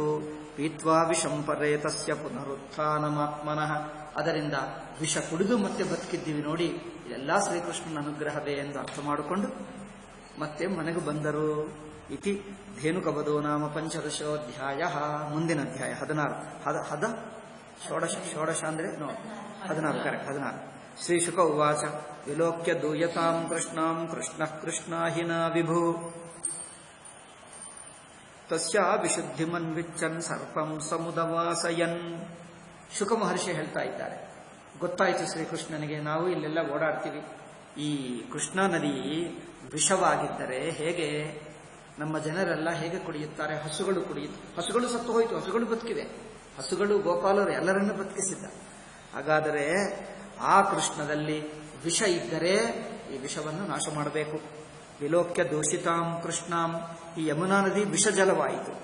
ಇದನ್ನು ಕೃಷ್ಣಾಹಿನ, ಅಲ್ಲಿ ಒಂದು ಕೃಷ್ಣ ಸರ್ಪ ಇತ್ತಂತೆ, ಒಂದು ಕಪ್ಪು ಸರ್ಪ, ದೊಡ್ಡ ಸರ್ಪ. ಅದಕ್ಕೇನು 3-4 ತಲೆಗಳು, ಎಷ್ಟು ದಪ್ಪ ಭಯಂಕರವಾದ ಸರ್ಪ. ಆ ಸರ್ಪದಿಂದ, ಆ ಸರ್ಪ ಅಲ್ಲಿ ವಾಸ ಮಾಡುವುದರಿಂದ ಆ ನೀರು ವಿಷಪೂರಿತವಾಯಿತು. ತಯಾ ವಿಶುದ್ಧಿ ಮನ್ವಿಚ್ಚನ್. ಶ್ರೀಕೃಷ್ಣ ಅನ್ಕೊಂಡ, ಈ ನೀರು ಶುದ್ಧ ಮಾಡಬೇಕು, ಇದರಲ್ಲಿ ಏನು ವಿಷ ಇಲ್ಲದಂತೆ ಶುದ್ಧಗೊಳಿಸಿದ್ದರೆ ಎಲ್ಲರೂ ಕುಡಿಯಬಹುದು. ಅದಕ್ಕೋಸ್ಕರ ವಿಶುದ್ಧಿ ಮನ್ವಿಚ್ಚನ್ ಸರ್ಪಂ ತಮ್ ಉದವಾಸಯನ್. ಅಲ್ಲಿರುವ ಸರ್ಪವನ್ನು ಇಲ್ಲಿಂದ ಓಡಿಸಿಬಿಟ್ಟ ಎಂದು ಯಾರು ಶುಕ ಮಹರ್ಷಿ ಹೇಳಿದ. ಪರೀಕ್ಷಿತ್ತು ಕನಸಿತು, ನೀರಿನ ಒಳಗೆ ಇತ್ತಲ್ಲ ಆ ಹಾವನ್ನು ಶ್ರೀಕೃಷ್ಣ ಹೇಗೆ ಓಡಿಸಿದ? ಅದು ವಿಚಿತ್ರವೇ. ಪರೀಕ್ಷಿತ್ತು ಪ್ರಶ್ನೆ ಮಾಡ್ತಾನೆ, ಹೇಗೆ ಆಯಿತು? ಕಥಮಂತರ್ಜಲೆ, ಅಗಾಧ ಜಲ, ನೀರು ಮೇಲೆಲ್ಲ ತುಂಬಾ ಆಳವಾಗಿದೆ. ಬಹಳ ಆಳವಾಗಿರುವ ಆ ನೀಲಿನಲ್ಲಿ ದೊಡ್ಡ ಸರ್ಪ ಇತ್ತಲ್ಲ, ನೀರು ಆಳವಾಗಿತ್ತು, ಹೇಗೆ ಓಡಿಸಿದ್ದ? ಹೇಗೆ ಆಯ್ತದು? ನ್ಯಗೃಹ್ಣಾಥ ಭಗವಾನ್. ಹಾವನ್ನು ಹಿಡ್ಕೊಂಡುವುದು ಹೇಗೆ? ಹಾವನ್ನು ಓಡಿಸಿದ್ದು ಹೇಗೆ? ಸವೈ ಬಹುಯುಗಾವಾಸಂ ಯಥಾಸೇದ್ ವಿಪ್ರಕಥ್ಯತಾಂ. ಅದು ಎಷ್ಟೋ ಯುಗಗಳಿಂದ ಇಲ್ಲಿ ವಾಸ ಮಾಡುತ್ತಾ ಇದೆ. ಏನೋ ಸುಮ್ಮನೆನಾ? ಎಷ್ಟೋ ವರ್ಷಗಳಿಂದ ವಾಸ ಮಾಡುವುದು ಸುಮ್ಮನೆ ಹೋಗಲ್ಲ, ಅದಕ್ಕೆ ಅಭ್ಯಾಸ ಆಗಿಬಿಡ್ತದೆ. ಈ ಜಾಗ ಇಲ್ಲಿ ನೋಡಿದ್ದೆಲ್ಲ ಅಭ್ಯಾಸ ಆಗಿ ಬೇಗ ಹೋಗಲ್ಲ, ಅದು ಹೋಗೋದೇ ಅಲ್ಲ. ಬರೀ ಕೃಷ್ಣನಿಂದಲೇ ಆಯಿತು, ಮುಖ ಯಾರಿಂದ ಆಗಲ್ಲ, ಕೃಷ್ಣನೇ ಮಾಡ್ತಾನೆ. ಅದನ್ನು ಹೇಗೆ ಓಡಿಸಿದ್ದ ಹೇಳಿ. ಬ್ರಹ್ಮನ್ ಭಗವತಸ್ತಸ್ಯ ಭುಮ್ನ ಸ್ವಚ್ಛಂದವರ್ತಿನಃ. ಸಾಕ್ಷಾತ್ ಪರಮಾತ್ಮ ಆ ಭೂಲೋಕಕ್ಕೆ ಬಂದು ಇಲ್ಲಿ ತನ್ನ ಸ್ವೇಚ್ಛದಿಂದ ಓಡಾಡ್ತಾ ಇರುವಂತ ಪರಮಾತ್ಮನ ಲೀಲನೆ ಆಗುತ್ತದೆ, ಯಾರಿಂದ ಆಗಲ್ಲ. ಇದು ಗೋಪಾಲೋದಾರ ಚರಿತಂ ಕರ್ತೃಪ್ಯೇತಾಮೃತಂ ಜಿಷನ್. ಅದರ ಅಮೃತ ಕಥಾ ಕೇಳಿದ್ದರೆ ನಮಗೆ ಆನಂದವಾಗುತ್ತದೆ. ಈ ಕಥೆಯನ್ನಾದರೂ ಹೇಳಿ, ಹೇಗೆ ಓಡಿಸಿದ್ದ ಹೇಳಿ. ಆಯಿತು, ಶುಕ ಮಹರ್ಷಿ ಹೇಳ್ತಾನೆ, ಹೇಳ್ತೀನಿ, ಕೇಳು. ಕಾಲಿಂದ್ಯಾಂ ಕಾಲಿಯಸ್ಯಾಸೇದ್ ಹೃದಃ ಕಶ್ಚಿತ್ ವಿಷಾಗ್ನಿನ. ಆ ಕಾಳಿಂದಿ ನದಿಯಲ್ಲಿ ಪಕ್ಕಕ್ಕೆ, ಅದರ ಸ್ವಲ್ಪ ಪಕ್ಕಕ್ಕೆ ಅಂದ್ರೆ ಪ್ರವಾಹ ಇದ್ದರೆ ಸ್ವಲ್ಪ ಪಕ್ಕಕ್ಕೆ, ಏಕೆಂದರೆ ಆ ವಿಷಜಲ ನದಿಯಲ್ಲಿ ಸೇರ್ಕೊಳ್ಳಲ್ಲ, ಆ ನದಿ ಪಕ್ಕಕ್ಕೆ ಇರ್ತಾರೆ. ಇವರು ಹೋಗಿ ಆ ನೀರು ಕುಡಿದರು, ಆ ಕಾಳಿಂದಿ ನೀರು. ಕಾಲಿಯಸ್ಯಾಸೀದ್ ಹೃದಃ ಕಶ್ಚಿತ್. ಈ ಕಾಲಿಯ ಎಂದು ಕಾಳಿಂದಿ ಅಥವಾ ಕಾಲಿಯ ಎಂದು ನದಿ ಹೃದ ಅಂದರೆ ಸರೋವರ ಇತ್ತು. ಈ ನದಿ ಪಕ್ಕಕ್ಕೆ ಸರೋವರ ಇತ್ತು. ಕಶ್ಚಿತ್ ವಿಷಾಗ್ನಿನ ಶ್ರಪ್ಯಮಾಣಪಯ. ಅದರಿಂದ ವಿಷದಿಂದ ಕೂಡಿರುವ ಆ ನೀರೆಲ್ಲ ವಿಷದಿಂದ ಕೂಡಿರುವುದಾಯಿತು. ಯಸ್ಮಿನ್ ಪತಂಚುಪರಿಗಾ ಖಗಃ. ಅದರಿಂದ ಮೇಲಿನಿಂದ ಯಾವುದಾದರೂ ಪಕ್ಷಿ ಹೋಗುತ್ತಾ ಇದ್ದರೆ ಆ ವಿಷದ ಪವರ್ನಿಂದ ಆ ಪಕ್ಷಿಗಳು ಎಳೆದು ಹೋಗಿ ಅದರಲ್ಲಿ ಬಿದ್ದು ಸತ್ತು ಹೋಗ್ತಿತ್ತು. ಅಷ್ಟು ವಿಷ ಇತ್ತು ಅದರಲ್ಲಿ. ಆ ಮೇಲಿನಿಂದ ಪಕ್ಷಿ ಹೋದರೆ ಸಾಕು, ಜಾರಿ ಹೋಗಿ ಬಿದ್ದು ವಿಷ ಆಗ್ಬಿಟ್ಟು ಸತ್ಯ ಹೋಗುವುದು. ಯಸ್ಮಿನ್ ಪತಂಚುಪರಿಗಾ ಖಗಃ ವಿಪ್ರಶ್ಮುತ ವಿಷದೋರ್ಮಿ. ಆ ವಿಷದ ಊರ್ಮಿ ಅಂದರೆ ಅಲೆಗಳು. ಮಾರುತೇನ ವಿಮರ್ಶಿತ. ಗಾಳಿಗೆ ಆ ವಿಷದ ಅಲೆಗಳು ಬಂದು, ಆ ವಿಷದ ನೀರಿನಲ್ಲಿ ಅಲೆಗಳು ಬಂದು ಗಾಳಿಗೆ ಏನಾಗ್ತಿತ್ತು? ಮ್ರಿಯಂತೆ ತೀರಗಾಯಸ್ಯ. ಕೆಲವೊಮ್ಮೆ ಗಾಳಿ ಬೀಸುತ್ತಾ ಆ ಅಲೆಗಳು ಸ್ವಲ್ಪ ಹೀಗೆ ಅಲಗಾಡಿ, ಸ್ವಲ್ಪ ಆ ಗಾಳಿ ಸ್ಪರ್ಶದಿಂದ ಆ ವಿಷದ ನೀರಿನ ಸ್ಪರ್ಶ ಆದರೆ ಸ್ವಲ್ಪ ಗಾಳಿಗೆ, ಈ ಕಾಲದಲ್ಲಿ ಹೇಳ್ತೀವಲ್ಲ ವಿಷವಾಯುಗಳು, ಭೋಪಾಲ್ನಲ್ಲಿ ಆಯಿತು, ಮೊನ್ನೆ ವಿಶಾಖಪಟ್ಟಣದಲ್ಲಿ ಆಯಿತು. ಆ ವಿಷ ಗಾಳಿ ಉಸಿರು ತಗೊಂಡ್ರೆ ಜನರು ಹೋಗ್ತಾರೆ. ಆ ಗಾಳಿ ಸ್ಪರ್ಶ ಆಗಿ ಇಲ್ಲಿ ದಡಕು ಬಂದರೆ, ದಡಕ್ಕೆ ಬಂದಿರುವ ಪ್ರಾಣಿಗಳು ಸತ್ತು ಹೋಗ್ತಿತ್ತು. ಎಷ್ಟು ಭಯಂಕರಪ್ಪ ಅದು. ಮ್ರಿಯಂತೆ ತೀರಗಾಯಸ್ಯ ಪ್ರಾಣಿನ ಸ್ಥಿರಜಂಗಮ. ದಡದಲ್ಲಿರುವಂತ ಏನದು ಗಿಡಗಳು, ಮರಗಿಡಗಳು ಕೆಲವು ನಾಶವಾಗುತ್ತಿತ್ತು, ಕೆಲವು ಪ್ರಾಣಿಗಳು ಸತ್ತು ಹೋಗ್ತಿತ್ತು. ಈಗ ಕೃಷ್ಣ ಅನ್ಕೊಂಡ, ಇದು ಸರಿಯಾಗಿಲ್ಲ, ಇದು ಸರಿ ಮಾಡಬೇಕು. ತಂಚಂಡ ವೇಗ ವಿಷವೀರ್ಯಮವೇಕ್ಷತೇನ ದುಷ್ಟಾಂ ನದೀಂ ಸಕಲ ಸಂಯಮನಾವತಾರ. ಈಗ ಈ ದುಷ್ಟನನ್ನು ನಿಗ್ರಹಿಸುವಂತ ಒಂದು ಅವತಾರವನ್ನು ತಾಳಿದ್ದಾನೆ. ಹೋಗಿ ಏನ್ ಮಾಡ್ತಾನೆ ಅನ್ನೋದಕ್ಕೆ ನಾಳೆ ನೋಡೋಣ. ಯಾಕಂದ್ರೆ ಸ್ವಲ್ಪ ವರ್ಣನಗಳಿವೆ, ತುಂಬಾ ದೊಡ್ಡ ದೊಡ್ಡ ಶ್ಲೋಕಗಳು, ಕಠಿಣವಾದ ಶ್ಲೋಕ. ಸಂಸ್ಕೃತವೇ ಎಲ್ಲಿ ವರ್ಣನ ಬರುತ್ತದೋ ಶ್ಲೋಕಗಳು ಕಠಿಣವಾಗಿ ಬಿಡ್ತವೆ. ಟೈಮು ಆಯಿತು, ನಾಳೆನೇ ಹೇಳೋಣ. ಓಂ ಶಾಂತಿ ಶಾಂತಿ ಶಾಂತಿ. ಹರಿ ಓಂ ಶ್ರೀ ಗುರುಭ್ಯೋ ನಮಃ. ಹರಿ ಓಂ ತತ್ಸತ್.